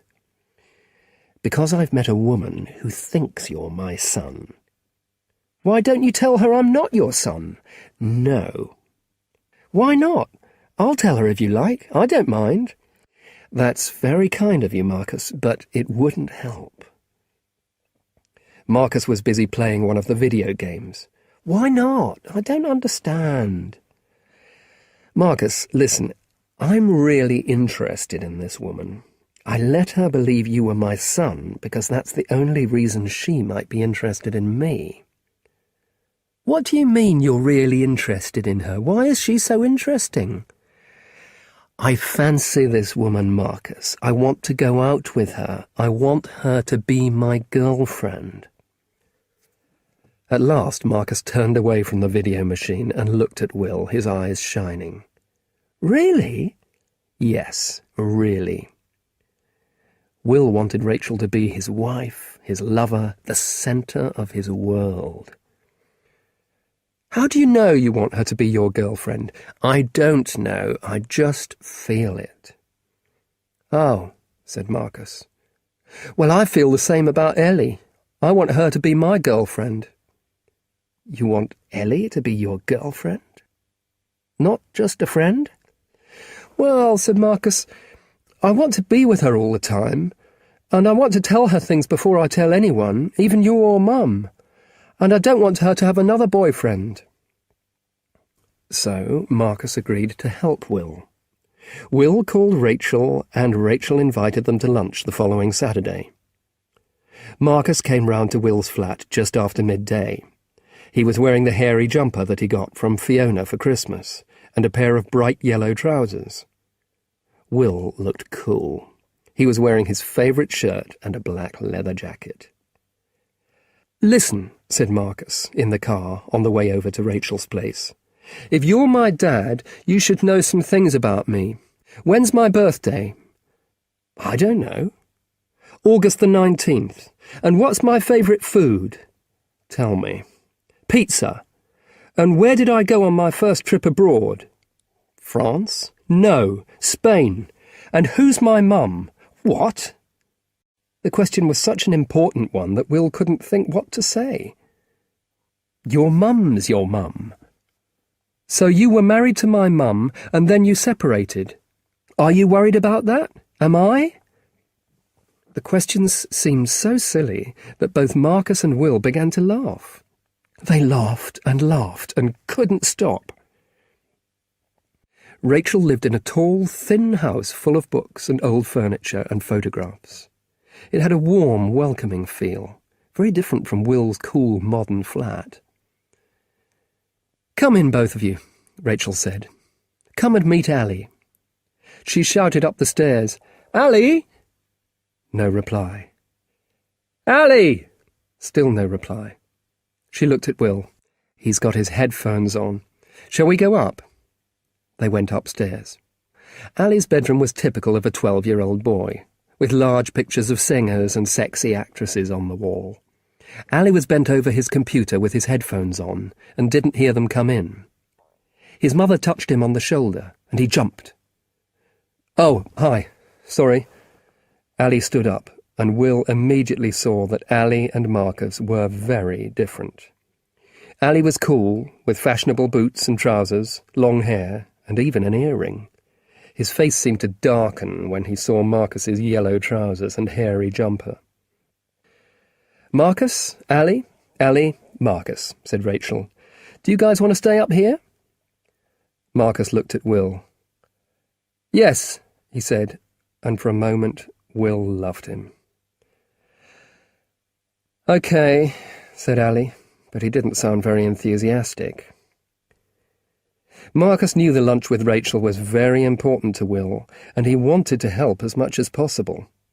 He also thought that if he helped Will with Rachel, then Will might help him with Ellie. But Allie never gave him a chance. "It isn't going to happen," he said, when Rachel and Will had gone downstairs. "No?"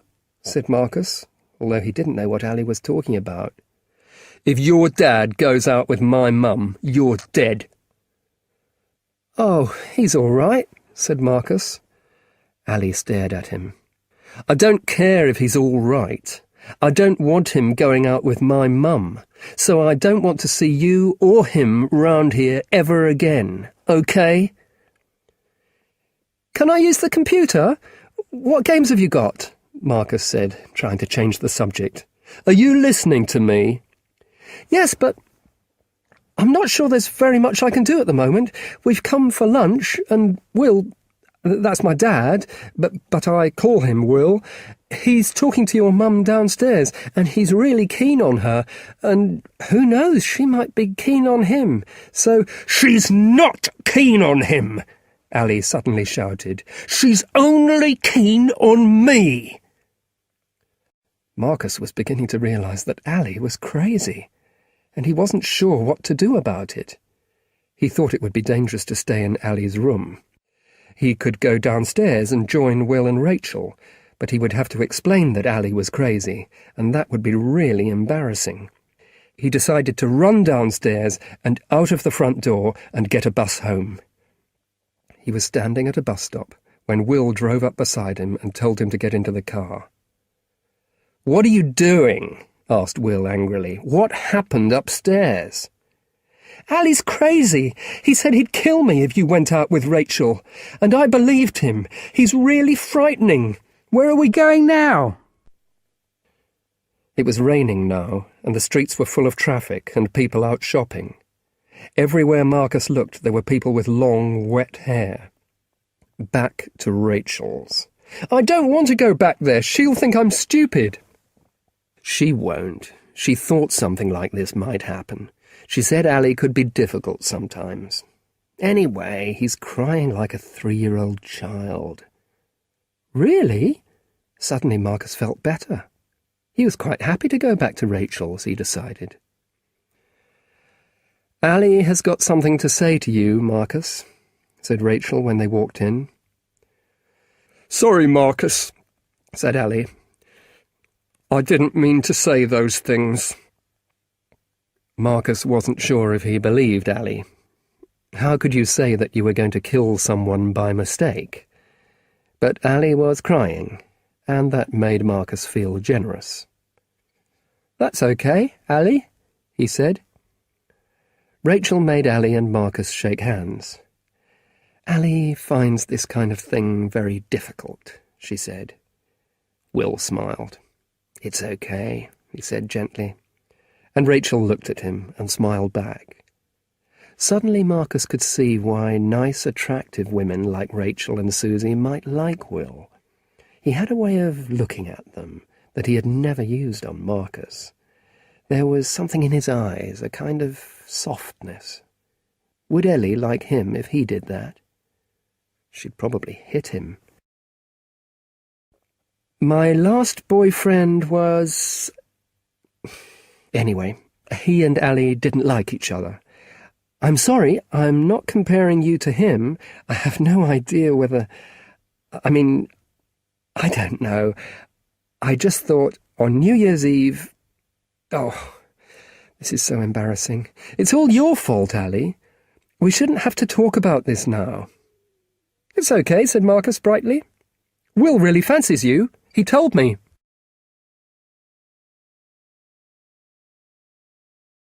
Chapter 9.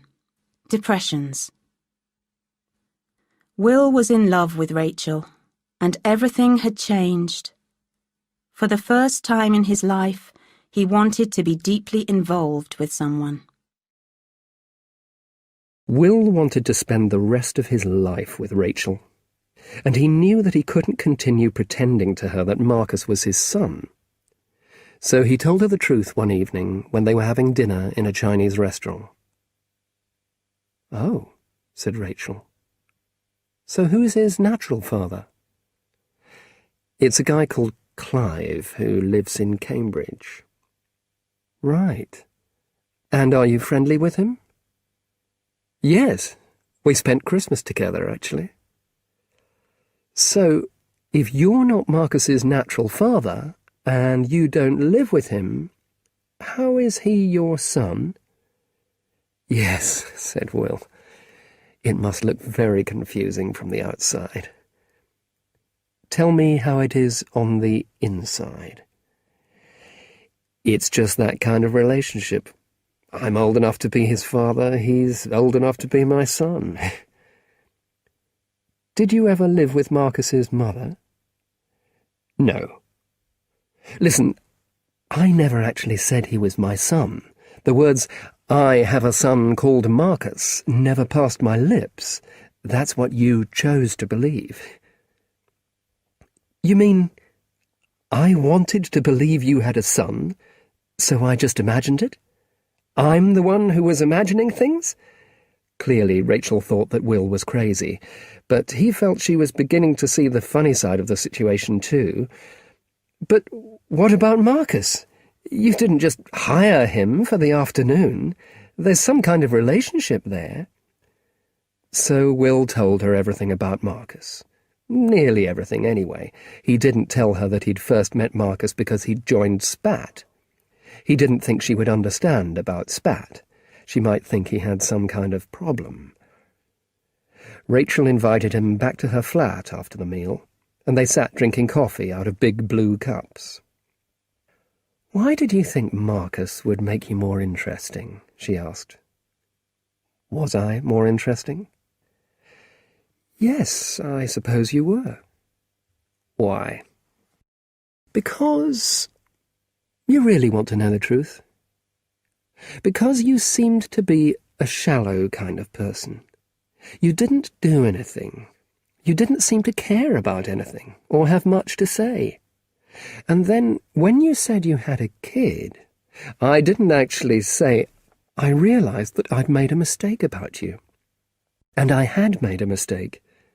You do care about Marcus. and you understand him, and you worry about him. You're not the shallow kind of guy I thought you were." Will knew that Rachel was trying to make him feel better about everything, but he still felt bad. He'd known Marcus for only a few months, so what about the 36 years before that? And he didn't want to be interesting only because of his relationship with Marcus. He wanted to be interesting for himself. Will was in love with Rachel, and everything had changed. For the first time in his life, he wanted to be deeply involved with someone. 3 or 4 weeks passed. Marcus saw Will, and he saw Ellie and Zoe at school. Will bought him some new glasses, and took him to have his hair cut, and played him some music by singers who he liked and Ellie didn't hate. He felt that he was changing, in his own body and in his head. And then his mum started crying again. Just like before, there didn't seem to be any reason for it. Finally, she started crying at breakfast again, and Marcus knew that things were serious and that they were in trouble. But one thing had changed for Marcus. When she had started crying at breakfast before, he had been alone. Now he had Will and Ellie. "My mum started crying again," he said to Will. It was a Thursday afternoon, and they were in Will's kitchen making toast. "Oh," said Will. "Are you worried about it?" "Of course. She's the same now as she was before. Worse." That wasn't true. Nothing could be worse than the last time, but he wanted to make sure Will knew it was serious. "So, what are you going to do?" Marcus had thought that Will would help him. That's what he wanted. Wasn't that what friends were for? "What am I going to do? What are you going to do?" "What am I going to do?" Will laughed, and then remembered that the situation wasn't funny. "Marcus, I can't do anything." "You could talk to her." "Why should she listen to me? Who am I? Nobody." "You're not nobody, you're—" "You come round here for a cup of tea after school, but that doesn't mean I can make your mum feel better. I know I can't." "I thought we were friends." "Yes, Marcus, we're friends. But I'm not your dad. I'm not your uncle. And I'm not your big brother. I can tell you who Kurt Cobain is and what trainers to get, and that's all. Do you understand?" "Yes." But on the way home, Marcus thought about the way Will had said, "Do you understand?" to end the conversation. He knew teachers said that, and parents said that, but he didn't think friends said that. He wasn't really surprised about Will. He thought of Ellie as his best friend more than Will, not just because he loved her and wanted to go out with her, but because she was always nice to him. Ellie had told him that she knew about his mum trying to kill herself. Ellie's mum was a friend of Susie's, and Susie had told her. But the next day, when Marcus went to find Ellie in her classroom at break time, she didn't seem very pleased to see him. Zoe was sitting next to her, holding her hand. "What's happened?" he asked. "Haven't you heard?" Marcus hated it when people said that to him, because he never had. "I don't think so." "Kurt Cobain." "What about him?" "He tried to kill himself. He took a lot of pills." "Is he all right?" "I think so. They pumped his stomach." "Good." "Nothing's good," said Ellie. "He'll do it, you know. In the end, they always do. He wants to die. It wasn't a cry for help. He hates this world." Marcus suddenly felt sick. He'd imagined having a conversation with Ellie about his mum, and Ellie making him feel better. But it wasn't like that at all. "How do you know?" "You don't know him," said Ellie. "You don't know him," Marcus shouted. "He's not even a real person. He's just a singer. He's just someone on a sweatshirt. It's not like he's anyone's mum." "No, but he's someone's dad," said Ellie. "He's got a beautiful little girl, and he still wants to die." Marcus was very upset. He turned round and ran out. Did his mum feel the same way as Kurt Cobain? He went to the boys' toilets and shut himself inside the end toilet because it had hot water pipes running along the wall and you could sit on them. After a few minutes, someone came in and started kicking on the door. "Are you in there, Marcus?" said Ellie. "I'm sorry, I'd forgotten about your mum. It's okay, she's not like Kurt. She's not going to try to kill herself again." He paused for a moment, then unlocked the door and looked out. "How do you know?" "Because you're right about him. He's not a real person." "You're only saying that to make me feel better."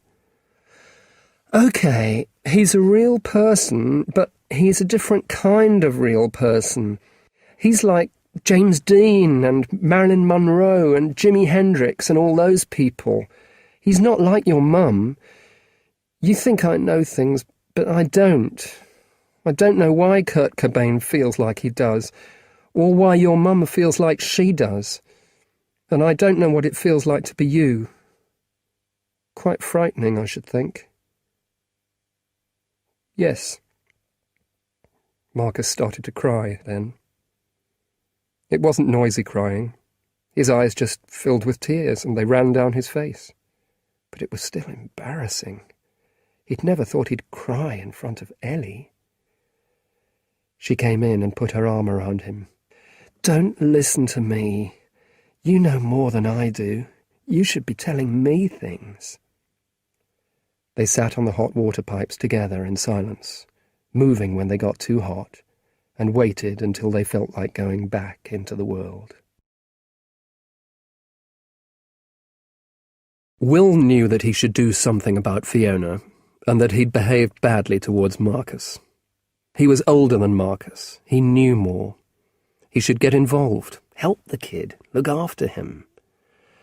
But he didn't want to have a conversation with Fiona about her depression. She would ask him what the meaning of life was, ask him why she should go on living. And Will couldn't tell her what the meaning was because he didn't know. But Fiona was lost and unhappy.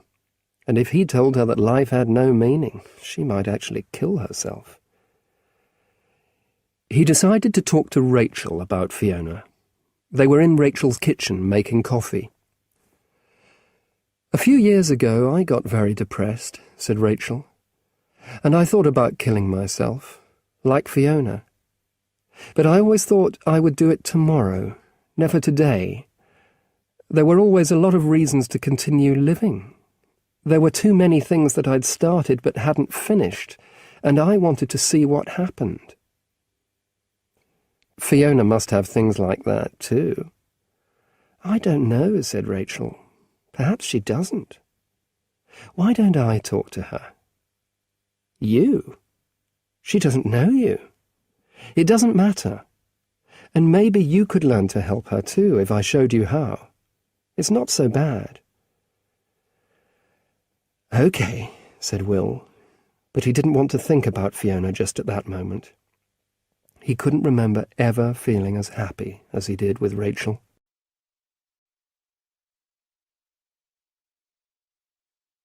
Chapter 10. A Trip to Cambridge. There was a message from Marcus, but he didn't sound okay. He was calling from a police station, and he sounded frightened and lonely. It was spring, and the days were getting longer. Now Marcus was able to walk home from Will's flat in the late afternoon sunshine. He began to feel better about things. Then his dad fell down some steps and broke his arm.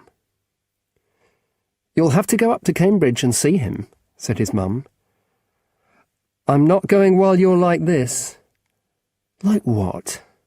"Crying all the time." "I'm okay. Well, I'm not okay, but I'm not going to do anything silly, I promise. But why do I have to go and see him? He was asking for you. He's lucky he didn't hurt himself really badly. Maybe he's having a big think about his life. That made Marcus angry. He went and sat in his room. Why had his dad never had a big think about his life before? And why did he only want to see his son when he'd broken his arm? What about all the hundreds of days when his arm was all right, and Marcus had heard nothing from him? He went downstairs again. "I'm not going," he told his mum. "He makes me sick." But the next day, when he told Ellie about his dad, he began to change his mind. "You should go and see him," said Ellie. "Tell him what you think of him. I'll come with you if you like." Marcus thought how nice it would be to have a whole hour with Ellie on the train to Cambridge. "Will you come with me really, Ellie?" "Yes, of course, if you want me to. It would be fun. I'll know what to say to him." Marcus didn't stop to think about what Ellie was going to say to his father. He'd worry about that later. "So shall we go next week, then?" It was nearly Easter, and they were on holiday from school next week, so they could stay in Cambridge for the night if they wanted to. "Yes, cool. We'll have a great time."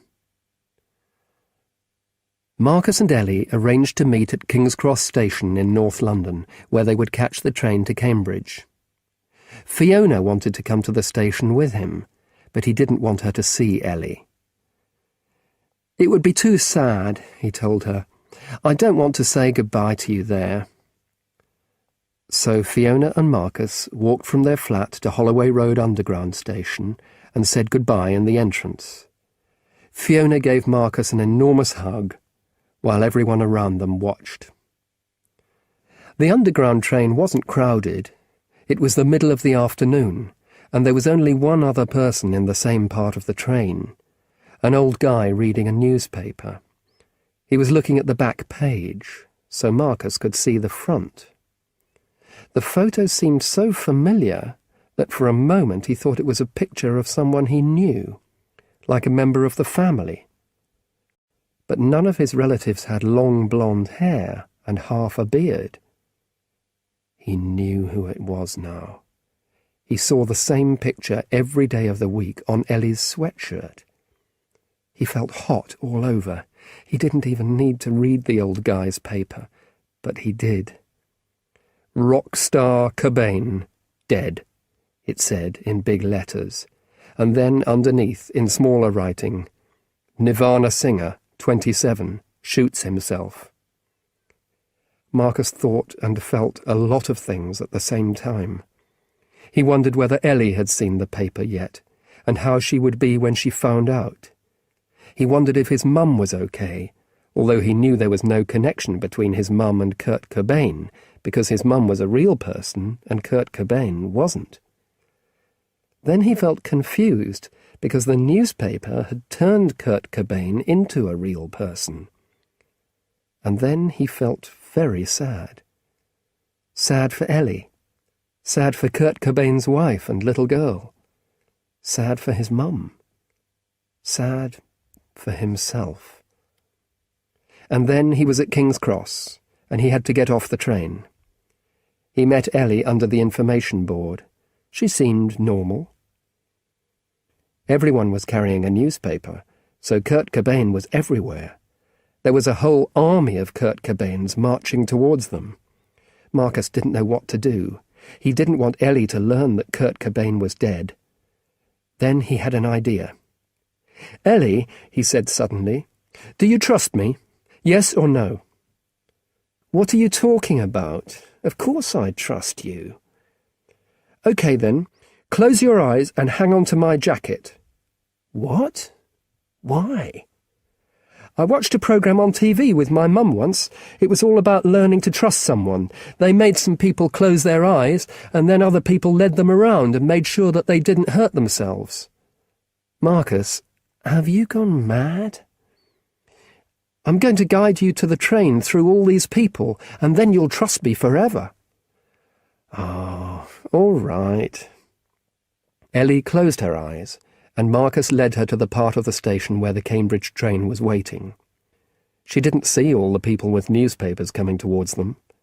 Marcus was almost enjoying it, because he liked the feeling of looking after Ellie. "Are we nearly there?" "Yes, the train's there waiting for us."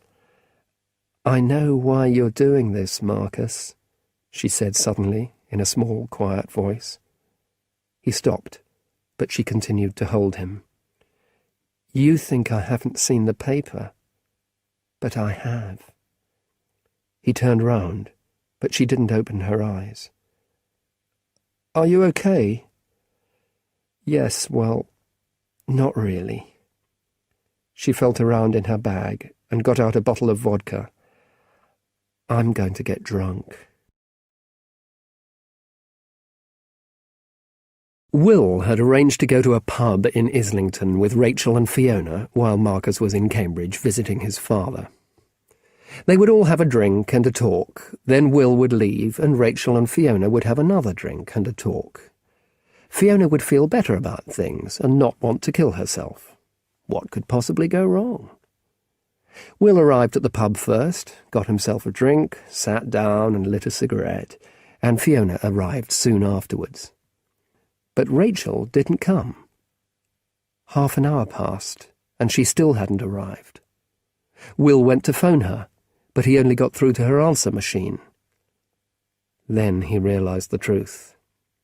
She had never intended to come, because she wanted Will to talk to Fiona by himself. She had said he could learn to help Fiona if she showed him how, and this was what she meant. Will didn't know what to do. He went back to his seat, and he and Fiona sat in silence for some time.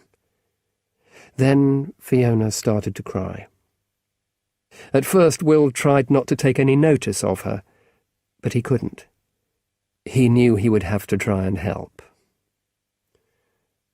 "What's the matter?" he asked. "Nothing."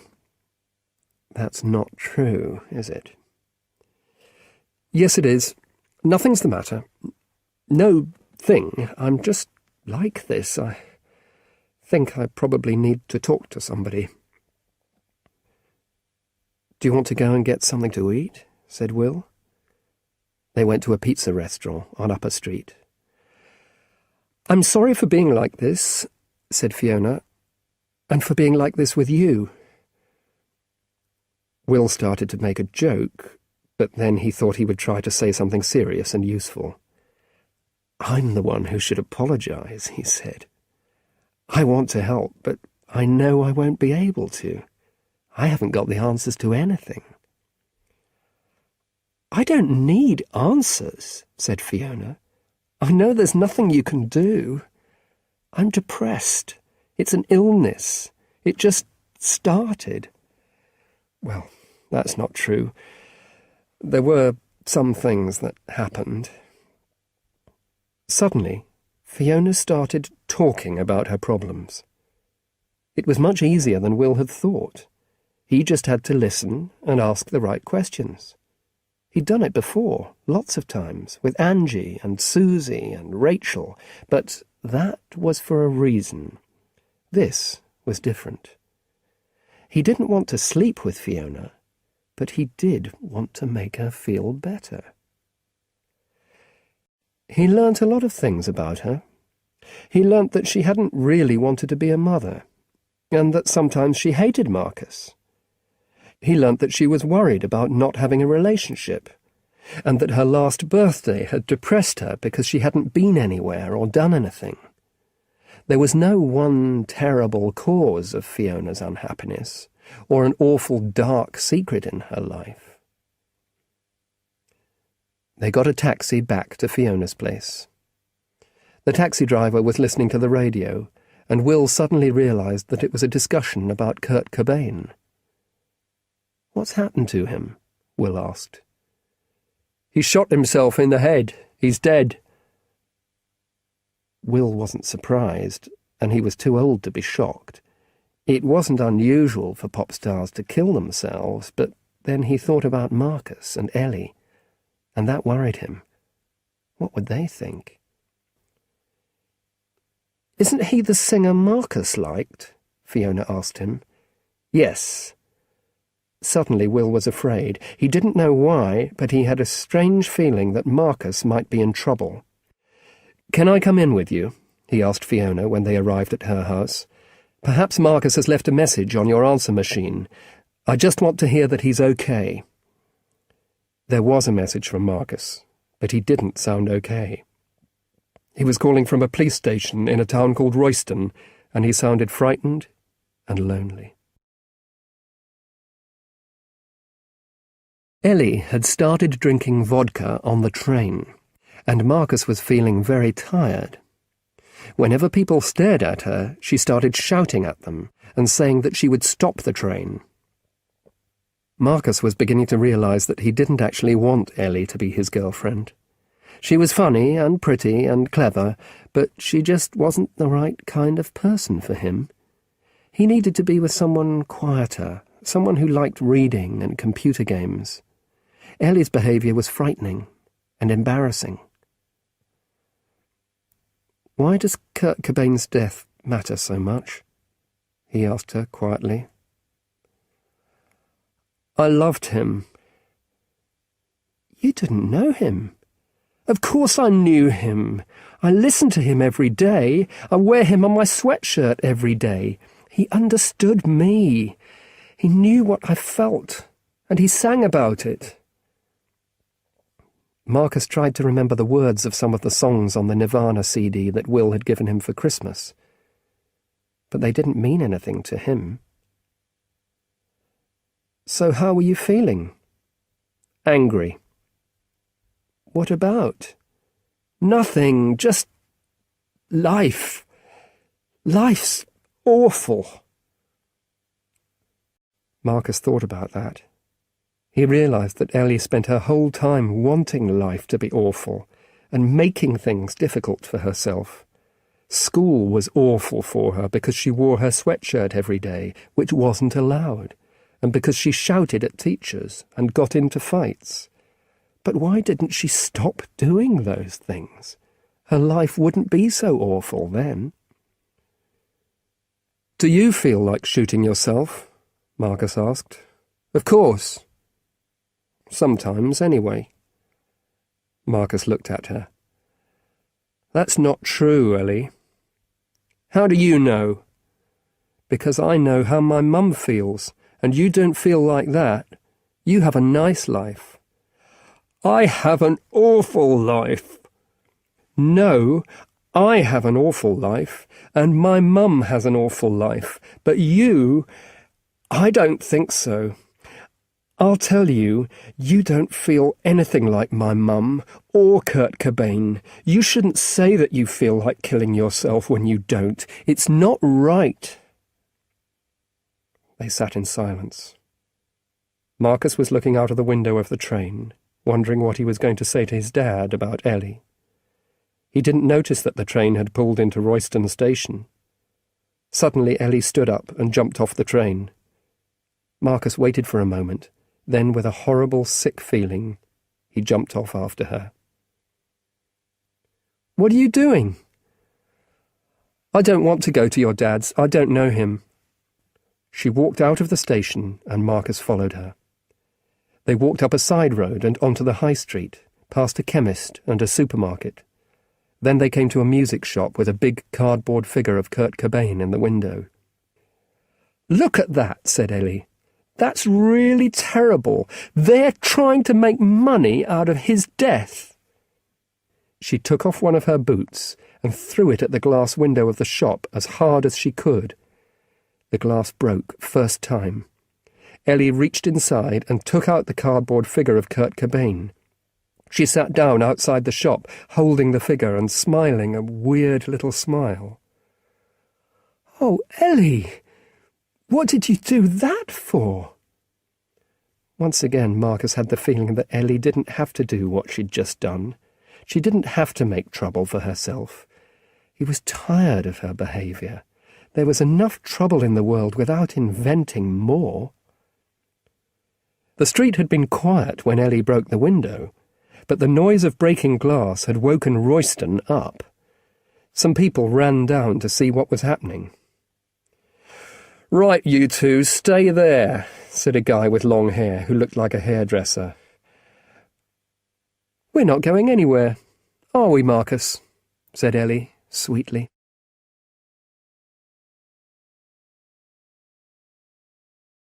Chapter 11. Growing Up. He was looking at real life and seeing what it was like to be human. It wasn't too bad, really. A police car took Marcus and Ellie to the police station. The policemen were nice, really. Ellie had explained that she wasn't a troublemaker or on drugs. She was angry because the owner of the music shop was making money out of Kurt Cobain's death. The policeman thought this was funny and laughed, which made Ellie even more angry. When they got to the police station, they were taken into a little room, and a policewoman came in and started talking to them. She asked them their ages and addresses and what they were doing in Royston. Marcus tried to explain about his dad and the big think, and Kurt Cobain and the vodka, but the policewoman couldn't understand the connection between his dad's accident and Ellie and the shop window. "He didn't do anything," Ellie suddenly said. "I got off the train and he followed. I broke the window. Let him go." "Let him go where?" asked the policewoman. "We've got to phone one of his parents. We've got to phone yours, too." The police telephoned Marcus's dad and Ellie's mum. Then Marcus rang Fiona, but she wasn't in, so he left a message on her answer machine. They sat and waited in silence until Marcus's dad and Lindsay arrived. Neither of them was in a very good mood. Lindsay had had to drive because of Clive's broken arm, and she hated driving. His dad was in pain. He didn't look like a man who had had a big think, or wanted to see his only son. The policewoman left them alone, and Clive sat down on a seat that ran along one side of the room. Lindsay sat down next to him. Marcus looked at his dad unhappily. "He didn't do anything," said Ellie impatiently. "He was trying to help me." "And who exactly are you?" "Who exactly? I'm Eleanor Toyer McCrae, aged 15 years 7 months. I live at 23. What are you doing with Marcus?" "He's my friend." This was news to Marcus. He hadn't felt that Ellie was his friend since they got on the train. "He asked me to come with him to Cambridge because he wasn't looking forward to talking to you." Marcus put his head in his hands. He was suddenly very, very tired. He didn't want to be with any of these people. "I suppose you think all this is my fault," said Clive. "If I had stayed with your mother, you wouldn't be in trouble." "What are you talking about?" said Marcus. "What's happened? I just got off a train." He wasn't tired now, but he was beginning to feel angry. "What's wrong with getting off a train? Ellie's crazy. She broke a window with her boot because it had a picture of a pop star in it. But I haven't done anything, and I don't care if you left home or not. It doesn't make any difference to me. I just wanted to try and look after my friend." Ellie laughed. "Cool speech, Marcus. Can we go now?" "We have to wait for your mother," Clive told her. "She's coming with Fiona. Will's driving them up from London." "Oh, no," said Marcus. The four of them sat there, staring at each other, like characters in a play without an ending. After the police had called Ellie's mum, she had called Fiona. Then Fiona spoke to Clive. Then she called Ellie's mum and offered her a lift up to Royston with her and Will. Ellie's mum was an attractive woman in her early 40s. She didn't seem surprised or upset about her daughter's problems. When Will, Fiona and Ellie's mum arrived at the police station in Royston, Clive and Lindsay were staring angrily at Marcus. Marcus was staring angrily at the wall, and Ellie was staring angrily at everyone. "Can we go now?" Will asked the policewoman. "Not yet. We're waiting for the shop owner to come. It's something we're trying here. Criminals meet the victims of their crimes so they understand the effects of their actions." "Good," said Ellie. "I want to see what this person's like." A nervous-looking young woman in her 20s was shown into the room. She was wearing a Kurt Cobain sweatshirt and lots of black eye makeup, and she looked like Ellie's older sister. "This is Ruth, who owns the shop. This is the young lady who broke your window," said the policewoman. Ellie looked at Ruth, very surprised. "Did they tell you to look like me?" she said. "Do I look like you?" Ruth asked. Everyone in the room laughed, including the police officers. "You put that picture in the window to make money," said Ellie, but she didn't sound as confident as before. "Which picture?" "The picture of Kurt. That's always been there. I think he's great." "Is that why you broke the window? Because you thought I was trying to make money out of Kurt's death?" "Yes." "Today has been the saddest day of my life, and then a stupid little girl breaks my window because she thinks I'm trying to get money out of people. Just grow up." Ellie was very embarrassed and didn't know what to say. "I'm sorry," she whispered. "All right," said Ruth. "Come here." She opened her arms, and Ellie stood up, walked over to her, and hugged her. Suddenly, Fiona, who had been very quiet, got up too, walked around the table, and put her arms round Marcus. "I haven't been a good mother to him," she said to the policewoman who had been looking after them. "I haven't been noticing things. I know I don't deserve another chance, but I'm looking for one. If you give us another chance, you won't be sorry." "We don't need another chance, Mum," said Marcus. "I haven't done anything wrong. I only got off a train." But Fiona took no notice of Marcus. She was mad, thought Will, and she was saying crazy things, and nothing could stop her. But he knew she had suddenly realised that she had to do something for her son, and if she was thinking that, then she wasn't going to try and kill herself again.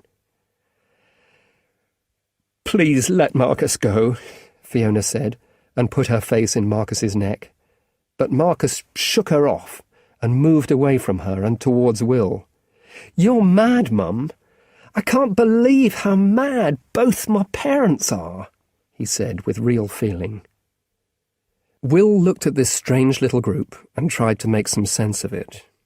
He couldn't understand these people. He hadn't known some of them before today. He had known some of them for only a short time, and he couldn't say that he knew them well. But here they were anyway, one of them holding a cardboard figure of Kurt Cobain, one of them crying, one with a broken arm, all connected to each other in different ways. Will couldn't remember being involved in this kind of situation before. He was looking at real life and seeing what it was like to be human. It wasn't too bad, really. Marcus went to stay with his dad and Lindsay in Cambridge that night. In the car, Clive complained a lot about Ellie and what had happened. Why did Marcus want to be involved with someone like that? Why hadn't he tried to stop her? Marcus didn't say anything, and finally his father was quiet. Later, when Lindsay had gone to bed, he and Marcus talked. "I've had a big think, since my accident," said Clive. "I know I haven't been a very good father, and you need a father, don't you? I can see that now." "Why do you think I need a father now? I'm doing okay without one." "It doesn't look like it." "What, because Ellie broke a window?" "No, really, I am doing okay. Maybe I'm doing better. It's hard with Mum, but this year at school, I can't explain it, but I feel safer than before, because I know more people. I was really frightened because I didn't think 2 people were enough, but now there aren't only 2, there are lots. You mean Ellie and Will and people like that? Yes. It was wrong of me to leave you, said his dad. That's what my big think was about. It doesn't matter, Dad. I know where you are if things get bad. I'm okay, really. Fine people. I'll be all right. And he would be right. He knew it. He didn't know whether Ellie would be, because she didn't think about things very hard. And he didn't know if his mum would be, because she wasn't very strong a lot of the time. But he was sure he could in ways that they couldn't. He could go to school because he knew what to do, and he had learnt who you trust, who you couldn't. They talked a bit longer about Lindsay and how she wanted a baby, and how Dad couldn't decide, and whether Marcus would mind if they had one. And Marcus said he liked babies. And then his dad gave him a hug, and he went to bed. In the morning, his dad and Lindsay took him to the station and gave him enough money for a taxi from King's Cross back to the flat. Will knew that his feelings for Rachel had changed his life. He wanted her so much that it frightened him. He was terribly afraid of losing her. Perhaps she would get with him or someone else. Who want to get involved with other people now. Involved with Rachel, and he deeply involved with Rachel, and he couldn't go back. He wanted to be an important part of her life, and to make her think of him as a responsible person. So he started taking Ali and Marcus out on Saturdays, sometimes to ball games, usually to football games, but usually to the cinema and McDonald's. In some ways, Marcus seemed older than Ali now. He dressed better. He had won the argument with his mother about whether he could go shopping with Will, and he had his hair cut regularly. He was still good friends with Ellie and Zoe, but he was more careful about what he said to them, and they didn't laugh at him as much. It was strange. Will missed him. Marcus was the only person in the world who might be able to give him advice, but Marcus, the old Marcus, was disappearing. "Are you going to marry my mum?" Ali asked one day when they were eating chips at McDonald's. "I used to want him to marry my mum," said Marcus. "I thought it would solve all our problems. Your mum's different, though. She's not as confused as my mum." "Do you still want him to marry your mum?" Will stared at them both in disbelief. "No," said Marcus. "I don't think it would help. You're safer as a kid if everyone's friends. Think about it. Your mum and my mum are friends." It was true. Rachel and Fiona saw each other regularly now. "And Will sees my mum, and I see you, and Ellie and Zoe, and Lindsay, and my dad. There are lots of people now." One afternoon, when Will took Marcus back to his flat, Marcus disappeared into his bedroom with a quick "thanks." "He seems so much older," Fiona said. "Yes," said Will. "Are you worried about that?" "Why do you ask? Of course I am. But you've seemed better recently." "I think I am. I don't know why, but I think I'm more in control of everything." Will thought he knew one of the reasons, but he didn't want to hurt Fiona's feelings. The truth was that the new Marcus wasn't so difficult to look after. He had friends, and he could look after himself. He was just like every other 12-year-old boy. Marcus came out of his room. "I'm bored. Can I get a video?" Will decided to give Marcus a little test. "Hey, Fiona, why don't you get your music out and we can all sing a Joni Mitchell song?" "Would you like to?" asked Fiona. "Yes, of course." But Will was watching Marcus's face carefully. Marcus was looking really embarrassed. "Please, Mum, don't." "But Marcus, you love singing. You love Joni Mitchell." I don't. Not now. I hate Joni Mitchell. Will knew then, without any doubt, that Marcus would be okay.